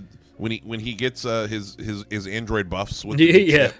And how his directive changes, like, I have to do what's good for the company, and how he starts becoming a corporate shill, and we see that divide going on between Rain and Andy. Like, we see the direct effects of like, this is like the company at work turning Andy into a fucking corporate sleaze, just like that. And then thinking about just in the original Alien, when Ripley, like, that's with all, the scene right before Ash goes crazy, when Ripley's talking to Mother, and the Mother's like, "Yep, crew expendable. Like, we just want the organ. We don't give a shit about if you guys survive. Like, it's just all we care about is the thing." Yeah, exactly. It's a faceless thing that doesn't care about you, just like the alien.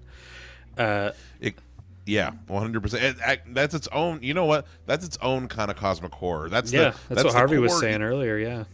Capitalism, the core evil of humanity. Really, just this like unwanting thing that just wants and wants and wants and wants. What's Ripley's line from Aliens? Where it's like, you don't see them fucking each other over a goddamn percentage. There you go. That was the better version of the. At least they're honest. I think humans are the real monsters. Yeah. That's the title of an episode. When I saw that. Okay, if I have to have my 5 moments where I almost threw a bottle at the TV, finding out that the final episode's titled "The Real Monsters," just super lame. So I also just want to. I don't think I've talked about it yet, but I really don't like the set design in this show. It's so fucking boring. I wanted to bring that up earlier. People were praising episode 5 because it looks a little bit like the Nostromo. There are scenes in episode 5 where there's just shit hot glued to the wall. Yeah. And that's that. Then they just have the White Lotus. Like, they're just filming in a nice hotel, and it's not visually interesting. Yeah, the city, I said it earlier, but the city literally just looks like Toronto, and they put a Whalen logo on one of the buildings. My vision of what Earth looked like in the Alien universe was a lot like maybe a little nicer than the colony at the beginning of Alien Romulus. Like, I imagined the city would be I expected Blade Runner, super cyberpunk, everyone's struggling except for the super rich working for the corporations. I recently watched a terrible movie called From Hell starring Johnny Depp, and that movie does a good job depicting London in the 1880s. I'm reading that comic right now, actually, coincidentally. Weird coincidence. Yeah. I would have loved to have seen 1880s London with just shitty computers in it, and that would have been something to look at. I struggle to think of a moment where there was a visually interesting set. What about filthy 70s New York, but with touchscreens everywhere? That even would have been cool. I think Alien Earth overall wasn't dirty enough. No. Oh God, no. Just the alien was dry. The sets were dry. It was more like Prometheus than fucking Alien. And there's moments where Alien Earth, it just feels like it's begging you to love it.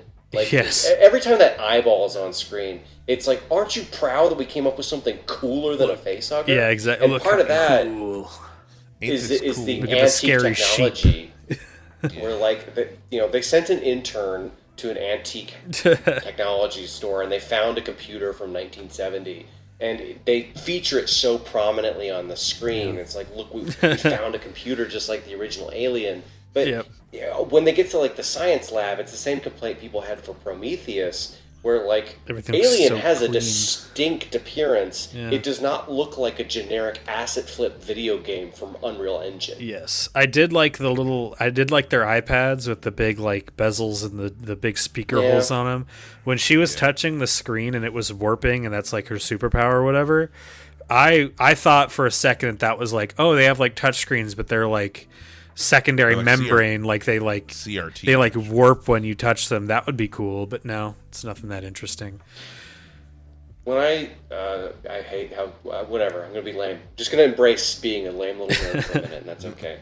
When I wrote my spec script for the Alien franchise, I touched on this weird lore thing that videography hadn't been figured out. That we figured out interstellar travel, but footage is something that hasn't truly That's they have cool. it. You can have video calls and stuff, but we're really struggling to find the bits and bytes for video. So buildings don't have security cameras because there's a scene in Earth where she's watching her brother, and because it's a surveillance state and the sci-fi future, there's cameras everywhere. And all the robots have cameras in their eyes, which then have to be deactivated, which also introduces plot holes about them having cameras in their eyes. Yep. And, if you go to more of that retro tech where things aren't being filmed, it's not a surveillance state, you have a lot more of that grit. It's part of things being too clean, the alien being too dry, is we're lending ourselves from this just very generic sci-fi universe. If Netflix made the most boring AI sci-fi story ever, you'd have that surveillance state, cameras everywhere. It is very dull. In Romulus, I think that talking about more in praise of Romulus, I feel like they nail it with the tech in that one. Like Rain gets a video call from what's the second British guy who dies on her little watch, and her little watch has like all these like little gears on it, and the video footage is like shitty and choppy, and you know it's like coming through all crusty, and like in my headcanon, like they never got past CRT screens. Like they never invented the LED in the Alien universe. Alien Earth was designed specifically to make me eat my words about Alien Romulus. It sure does make it look better, huh? Because man, I have to give Alien Romulus a 1 star because they resurrected a dead actor. That is AI. shitty. So on principle, I have to hate it. Yeah. But man, there is so much good stuff about Alien. It's so much more entertaining than this show. It's crazy. I mean, the aliens are scary. It's entertaining 100% of the time. I think they also just picked the right filmmakers for the job. I think I mean, I haven't seen a lot of Noah Hawley stuff. He might just not be my cup of ice. I watched a little bit of Legion, which I read some of the comics of that character, and I just thought they changed too much for the show. And then that's literally outside of Alien Earth. That's all I've seen from Noah Hawley. But just from how he tells stories, I just think that he was the wrong pick for this universe. So this is one of the points I actually wrote down. So forgive me if I already said it. But Noah Hawley's experience is he's made 2 TV shows before. One is about like schizophrenia and dementia hopping, and then one is about like an unreliable narrator. So there's all these like conflicting narratives where the story will change depending on who's like reflecting on the story. And so I think if he is talented, the jury's out if this man has any talent in his body at all. But I think that without having seen Legion and Fargo, I think that he is good at making these things that feel very ethereal and dreamlike and not necessarily real. And that does not work for Alien, which needs to feel visceral. It needs to feel... You got to be in that room and know everyone in that room and be shitting your pants terrified. And he wanted to do this floaty, atmospheric, like I said, crossfade. Could it not just be a Blade Runner show? I think that Ridley Scott made a show called like Raised by Wolves that like only your dad watches. And it's like I think it is just Alien. I don't know anything about it, but I think it is just Alien Earth without Alien. Interesting. It's just androids. It's Westworld. Fucking Westworld. It's just people. It's people in rooms being like, there is a maze, and at the center of the maze there is a question, and that question is your heart. God, I think it's a personal thing. I just don't give a damn about androids in general. I think it's just an uninteresting topic to me, unless it's in Blade Runner. Bishop, I don't know. He's like an interesting character, I guess. Just he's as a means to an end. As a concept for like exploring. I don't know. I feel like I don't know. It's the Cosmo Kramer rule. The less is more. Exactly. An android is super interesting on the peripheral. Yep. Once you start to bring them into focus, it gets really. Roy Beatty is really cool, and I really like Roy Beatty. I think I think Blade Runner 1 and 2 are like the only properties where I am really interested in. I think that the androids in the Alien movie, at least the role that they've always kind of like broadly meant for me, is just like another example of like the negative effects of late stage capitalism. In that like they are another subclass. You know what I mean, in the sense that like they are humans. They're basically humans, but they're literally just tools of and property. But literally objects, but literally property to be disposable. And people, and a lot of people, poor people alike in the universe, like, are racist against them as such. Like, once again, looking at Romulus, like, you see it in the different ways that people, like, talk about it. Some people, like, are really nice to Andy, and some people, like, treat him like a fucking, I don't know, like a shitty microwave or whatever. That's, at the end of the day, it's supposed to be, like, a comparison of, like, how different are we from androids if, like, we give 40 years of our lives away to Weyland Yutani to go fly on this ship. I want to recommend I want to recommend a video to y'all, to you, Joseph, and Harvey, but also to the people out there. I got into this new YouTube channel, this guy called Curious Archive, who makes really good high people essays. I think I might have heard of him. He has, and it's just, he just goes into like philosophy and science. He has this one video called Sympathy for the Machine. It's like 30-ish minutes long, and it just talks about the history of like robots and androids in fiction and like artificial intelligence, and goes through all the different. He goes through what if robots good, what if robots bad, different, and he talks about he talks about the androids and aliens. He talks about what's it called? He goes into like the whole uncanny valley question as far as like, you know, and he also looks at real life stuff as far as like he talks about the Boston Dynamics robots, and he talks about like all these Japanese robots that are designed to have like human faces and stuff. And you know, and one of the core messages that kind of sticks with me in that video is that ultimately how we treat machines, objects, and things that we decide says way more about how we feel about humanity and ourselves, and how much we care about each other. Like, because I don't remember the name of the anime, but there's this anime anthology series about robots where there's this one episode, he talks about it in this video, where there's this legendary robot scientist who finds this broken robot dog, right? And he finds this broken robot dog that's been kind of like beaten and abused, like the kids like just beat the shit out of it.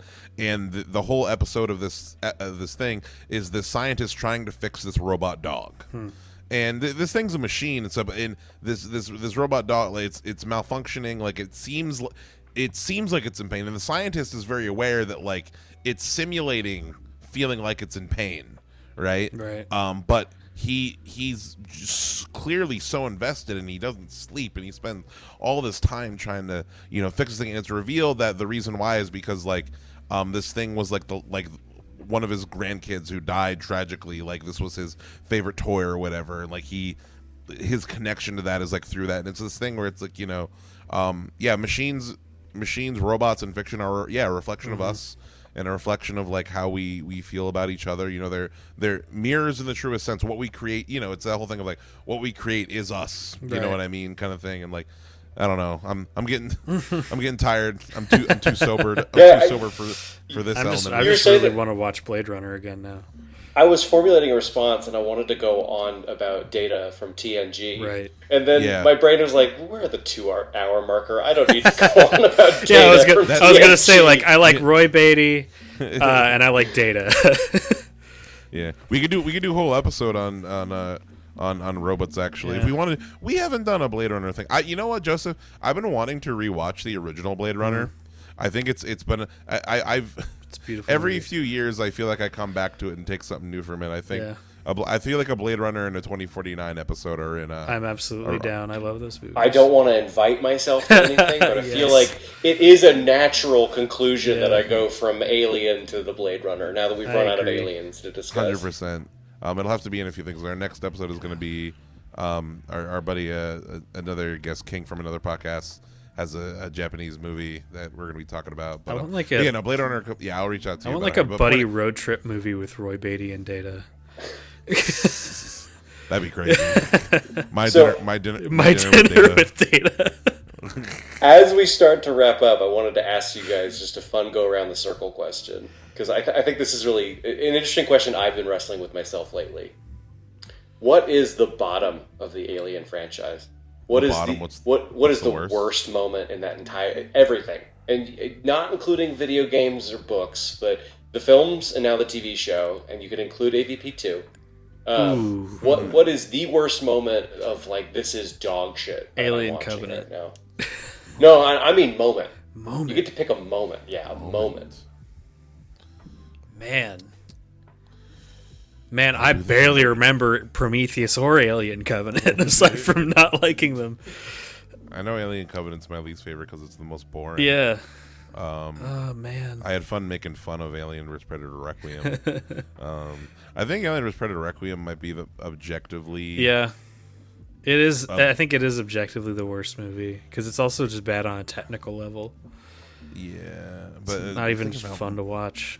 AVP 2. About moments that ruined Alien. I mean, for me, See, but I think for me, Aliens at its worst when it's really boring, and the parts that are really boring are the parts I don't remember. So probably at some point in Alien 3 would be my guess, or Alien Covenant. Maybe in Alien Covenant when David drops all the black goo onto the Engineer Society. Yeah. Because like I'm just like, oh man, they arrive like, oh, he's gonna talk to the engineers and they're gonna tell him interesting shit, and then he just like kills them all and then kills any intrigue. Yeah, that is super disappointing. Man, it's crazy. After talking all this shit about Alien Earth, I was sure that my brain was going to go to the worst moment of Alien, the whole thing being Alien Earth. But I'm going to go with Covenant too. Nice, because that movie hates you as the audience. Yeah, that movie is openly hostile toward you.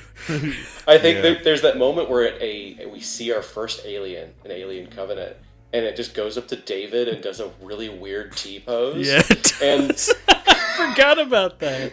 And it's just it's so gutting because you're like, oh hell yeah, we finally got an alien in this movie titled fucking Alien. And you're just like, and then they immediately go with it's the devil communicating with the devil, and it starts talking and goes, shut the fuck up, no. they really want to try the whole androids talking to aliens thing, huh? Or maybe as far as like shit that doesn't go anywhere, something that in retrospect pisses me off.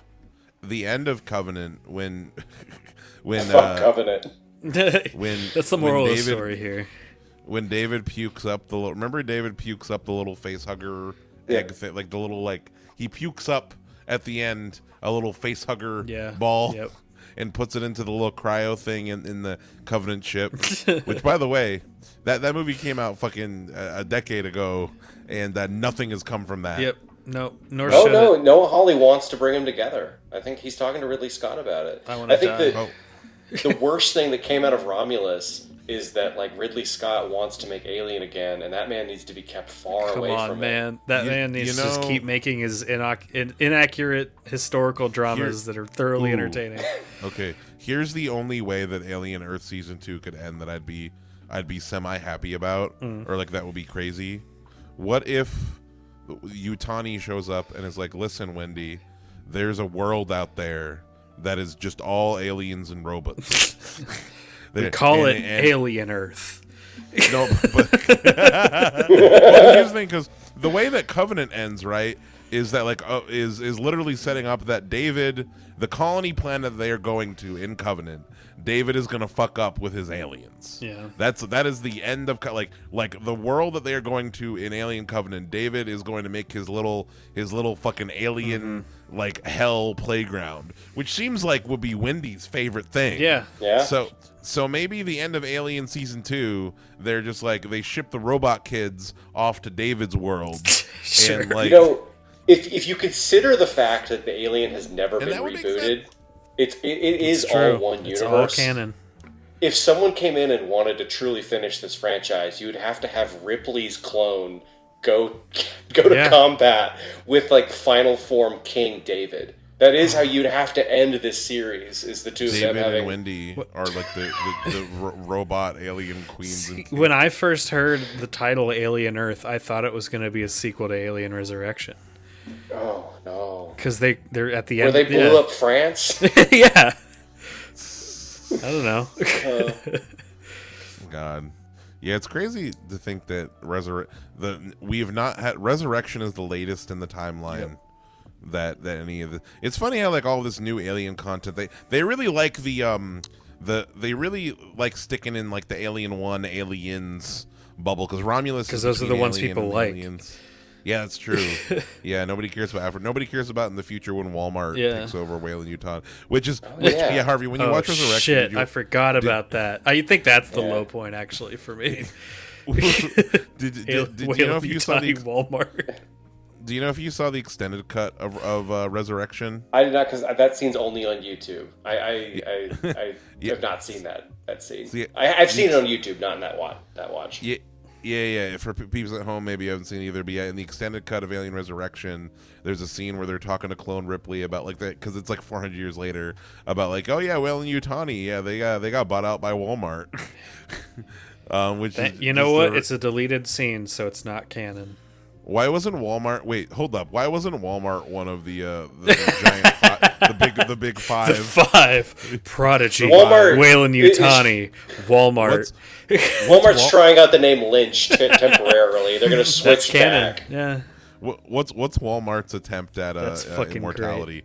What's their immortality kink? They're still just honestly they're not even dealing with immortality. They're still just trying to keep the price of rotisserie chickens down. It's why they want facehuggers and aliens so that they can rotisserie. They can give a facehugger goes onto a pig and a rotisserie chicken comes out. Wendy, you must come to you must bring your xenomorphs to Planet Walmart. Planet Walmart. Well, no, Walmart City, because there's Prodigy City. There's got to be in canon Walmart City. Walmart City. Alien Walmart City. Fuck yeah. No, there's a show I'd watch. Yes, absolutely. You can only get around on mobility scooters. Yeah. We've come to the mark. Yeah, so the Walmart line is your lowest point.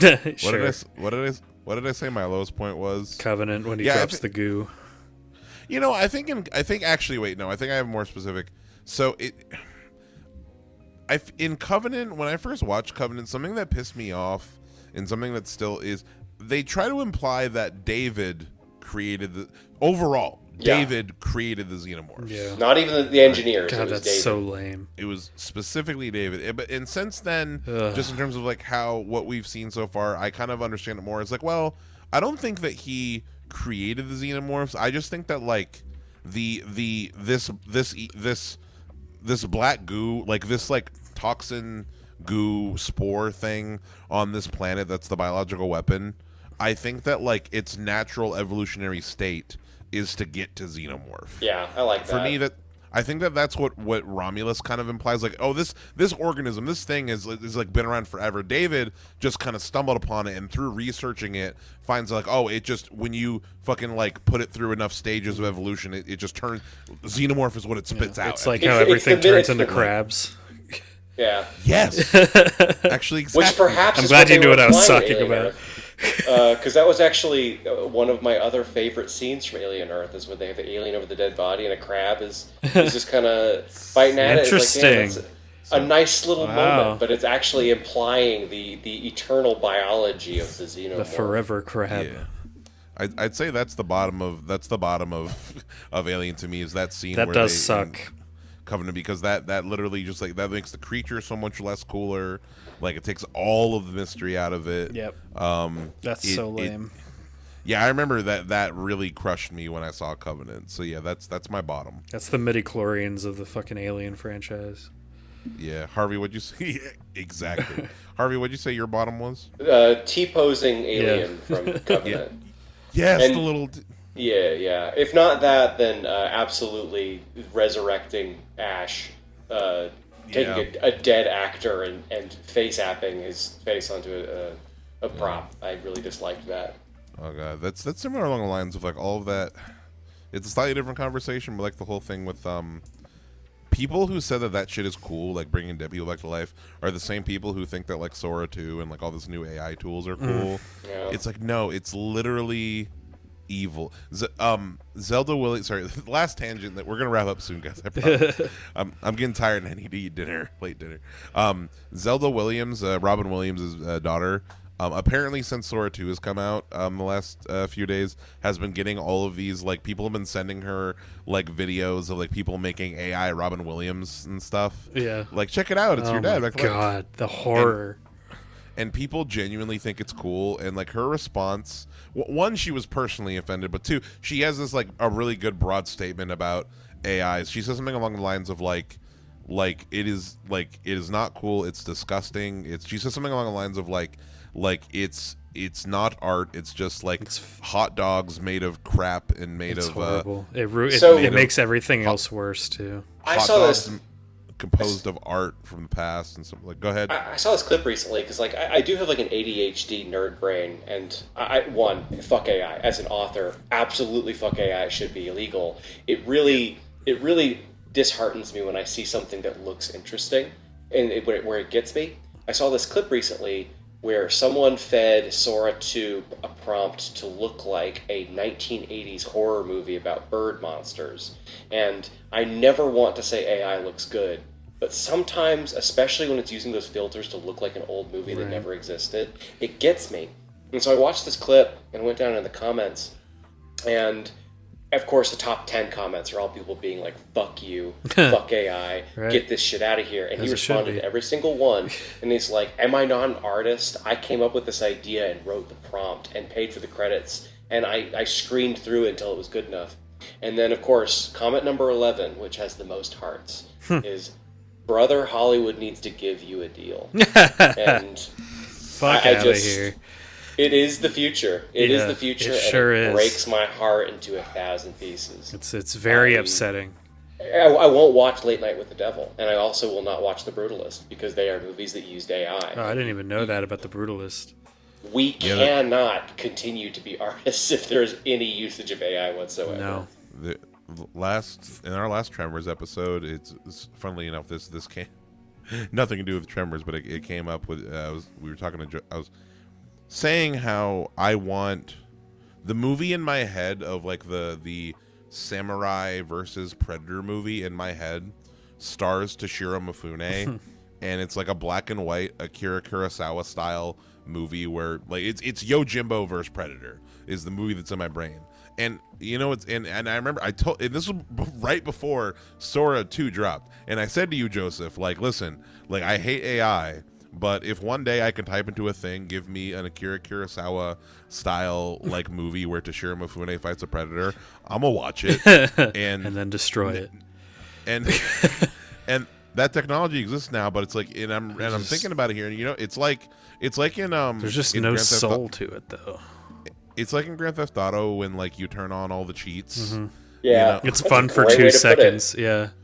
And then you're like, I didn't earn this. Yeah, exactly. This isn't like. Hey, chat, can you generate me a 2-hour film that's Tony Soprano versus Xenomorphs, but it has subtextual themes about my own guilt for generating this product?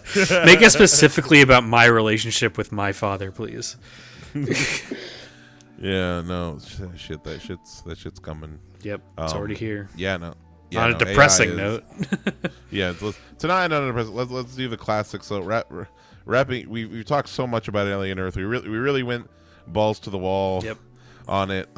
As far as like people at home recommend. Yeah, you don't need to watch. Especially, I will say to people, like, the nice thing, I think, something that I think is nice about Alien as a franchise is like each kind of section of it is pretty isolated. Yeah. You know what I mean? Like, I feel like every movie, every like bit of like the AVP movies, and then like the, you know, the original 4 Alien movies, and then the Prometheus films and Romulus, like all of it is very like, you can take them all as their own thing. Mm-hmm. You know what I mean? Just like, and there are connections between them and stuff that, like, as us fucking crazy nerds who's like have watched all of them, you know, like we can enjoy those connections, but like it's still like, for me, something that I think is nice. Alien Earth doesn't ruin Alien for me. You know what I mean? No. Nothing can ruin Alien. Exactly. Nothing ever can. And that's part of like the perseverance of this series. It's almost a metaphor for the Alien itself. Of now, 92% of the Alien franchise is dog shit, and that cannot and will never ruin Alien or Aliens. Yeah. That's always been true, though. Yeah. But yeah, no, definitely. Yeah, you don't need to watch it. You just you heard us say all the reasons why it's mid as fuck. I don't know. A lot of people like it. If you want to see it, I guess go watch it. But I don't. A lot of people do like it. But we're too late in the game. I think it is part of dead internet theory, because the same thing happened with True Detective season 4. Of there's no possible way. Who are these people? Yeah, who are the human beings who are sitting through this and calling it good? I don't buy it for 1 second. Yeah. Every real human that I have either talked to who's seen this show or what's it called? Or like I have like a lot of reviewers on YouTube that I've been following for years. Like everyone that I've like actually heard opinions of, like, all have either mid or disliked. It's crazy. Like no, like I haven't seen anybody who like truly unequivocally say they love this show. I've had a very strange experience where everyone I've talked to has called this one of the worst things they've ever seen. So who are these people? Worst things. Sound off in the comments. Do you like Alien Earth? Probably you won't have made it this far if you do. I wonder though, because again, one of my closest friends that I've been arguing with about this, he was an acolyte for this thing, who really thought that Episode 8 was going to magically tie it all together. I wouldn't be surprised if Episode 8 really, if that was the normal reaction for a lot of people, of like finding out there's nothing inside the mystery box. Yeah, it's the worst. It's a big. It ruined any goodwill I had for this show. Yeah. Let's end it on. So props. What? Pick your prop from the show that you'd want to. I feel like this could be. There's a good amount of props here. I guess I want that iPad I brought up earlier. That kind of looks retro. The retro tech iPad. Yeah, I can't really think of many others. The alien eggs looked good. Yeah. Yeah, I mean, Yeah. I'd love to have an alien egg in my house. Don't know how my wife or cats would like that, but Got to keep it moist. Spray it every morning. Yeah. That's cool. I'm trying to think what I want. I kind of like the. I'm trying to think of something specific from the show. I liked the little I forget what whenever they were plugging the androids in to do maintenance on them, they had these like little fucking what do they call it? Like Beats by they Dre? look like what? Beats by Dre, the travel neck pillow. Yeah, they look like airport like neck pillows that glow. Yeah, it looks kind of like when it'd be like full of like gel or something. It'd be really Yeah, comfortable. those look comfy. Yeah, those look like they'd be like nice like lo-fi Bluetooth speakers. that was a nice Or thing. something. Yeah, didn't really look very Yeah. alien, but Yeah, but it's something from the show, Yeah. so it's like cool. Either that or maybe the head of the green alien. Okay. If I could just because I thought that I Mount also that like on the your pattern wall. on the. It looked better it- than the first one. Yeah. It did look better than the black one. Well, it actually looked like it, even though it doesn't make any sense. It looked like something organic. It looked like skin Right. Yeah. versus looking like rubber. So yeah, that'd be my prop. That head. Sick. But yeah, folks.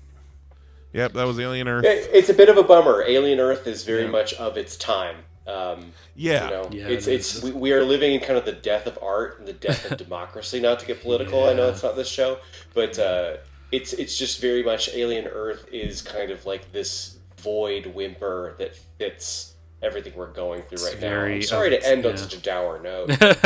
Well, No, it's all good. It's a to thing be where fair, it's it's been the- pretty dour the whole time. So Yeah. To be fair, there's like I said, but before this, Joseph, we talked about this already. Like me and Joseph still really like Romulus. yeah, and I was actually there's- I'm probably gonna watch it again pretty soon. I don't to get this out of my head, I'm to gonna wash out. just to remember being entertained by this franchise. I'm going to commit an AI crime. I'm going to take the footage where they've resurrected that actor, and I'm going to superimpose a different living actor on it. I'm going to put Robin Williams over Ash Oh no. and send it to Zelda Williams and say, look, I fixed Alien Romulus with your dad. Make it Kirsch instead of Rook. Make it. I'm gonna make it Burt Gummer. Make it Burt Gummer. Actually, AIing all of the Alien movies with Ooh, wait! I got a good question. Okay. Wait, I got a good one in this one. Which Alien movie would be? The answer's Covenant. The answer is Covenant. We're watching the most boring movie. Yeah, the want to most see boring. Burt in? Yeah, And Burt, he'd Burt be in shows his up own. and just starts blasting That stuff. thing- That would fix that movie. That like half alien that follows him around the whole time, Burt would have blown it the fuck up in like 2 seconds. Exactly. He would have shot it in half like you did with that shrieker. You have to be prepared. Exactly. You motherfuckers weren't prepared. And then when the alien showed up at the end, he would have fucking atomized that thing. I don't know. Yeah, it's the right answer. I think I want Burt in Alien vs Predator. Alien versus Predator 2. The Predators induct him into their ranks, and he gets to go to other planets and go on hunts. Actually, yeah, no. Replace The Predators. The Predators respect him more than any other human, so they just They take him watch on him their take out a excursions. graboid. Yeah, Burt Gummer saves Predators from a graboid. yeah. Predator Tremors crossover. replace the main woman from Alien vs Predator with Burt Gummer, and at the end Burt gets the fucking mark and the fancy spear. Oh god, I want to rewatch Alien vs Predator now. Yeah. That's gonna be my fun Alien vs Predator vs Burt. Yeah. So which the next, speaking of this whole franchise, Predator Badlands comes out a month from today. Oh yeah. The first weekend of November. So again, I never want to invite myself over to my friends' houses, but if you guys want me over to talk about Predator Badlands, I'm sure I have a lot to say. Hell yeah. It'll be that. Like anytime Joseph and I, as in talking about that movie, it's like this thing. I don't know if you've seen the trailers for Badlands, Harvey, but Whalen Yutani is straight up in the movie, so it's like Alien vs Predator 3 is coming. Yeah. Yep. Like Midnight whether Movie you Gang, fucking want it or not. Alien vs Predator 3, the Midnight Movie Gang episode is a future episode. There's zero doubt. Mark my words, they are going to wrap up the whole franchise. We're going to see Ripley fight David on everything. It's going to happen. AI Ripley versus... It's going to turn out that Newt was behind everything. No, it's going to be AI Dutch. It was Newt the whole time. It's going to be Arnold Schwarzenegger versus... Actually, no. Bring back all the hits. I want the Yakuza guy from Robert Rodriguez's Predators to come back. There's a lot of Danny Glover. I almost said Donald Glover. Donald Glover can be there too. Fuck it. He can be like a kooky scientist or whatever. Or no, bring back Gary Busey's kid. No, bring back the whole crew from The Predator. Oh god, I actually was rewatching cast is The getting pretty recently. Big. Yeah, no, No, it's AVP Endgame. Yeah, it sounds like it. Yeah, the scientists from Alien 4 are going to clone all the characters from every and Alien and Predator. They're all movie. either going to have Alien or Predator DNA. Big Chap transforms into a queen, and that's the final fight. It is Big Chap from Alien, the original, and he becomes a queen. And at the end, like the Predator's about to put down the last alien, and then a fucking graboid comes up and eats him.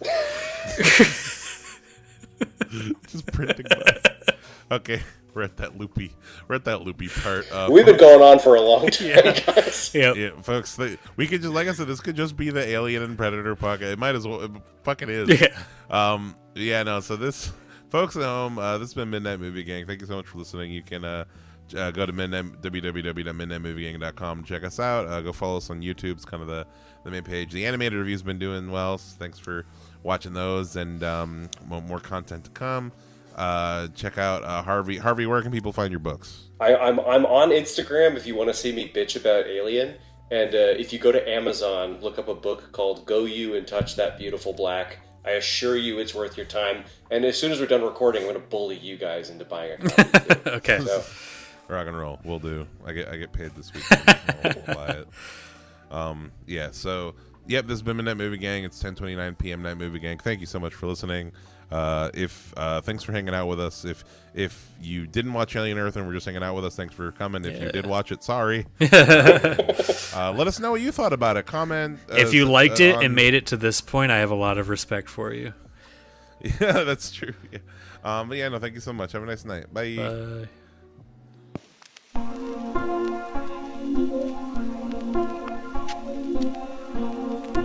So, here we go. With child expectations and complexes which the police are searching for James Thomas, believed to be the lover of Miss Williams, and her partner in the horrible murder of Walter. Please grab everybody and I'll get it all going. Oh, please tell me where they've gone. Please tell me. Sorry, I don't know. How long is it? How could I got in here? Please take us to Albany on 6 o'clock train tonight. What do you think? Special agent, Special agent,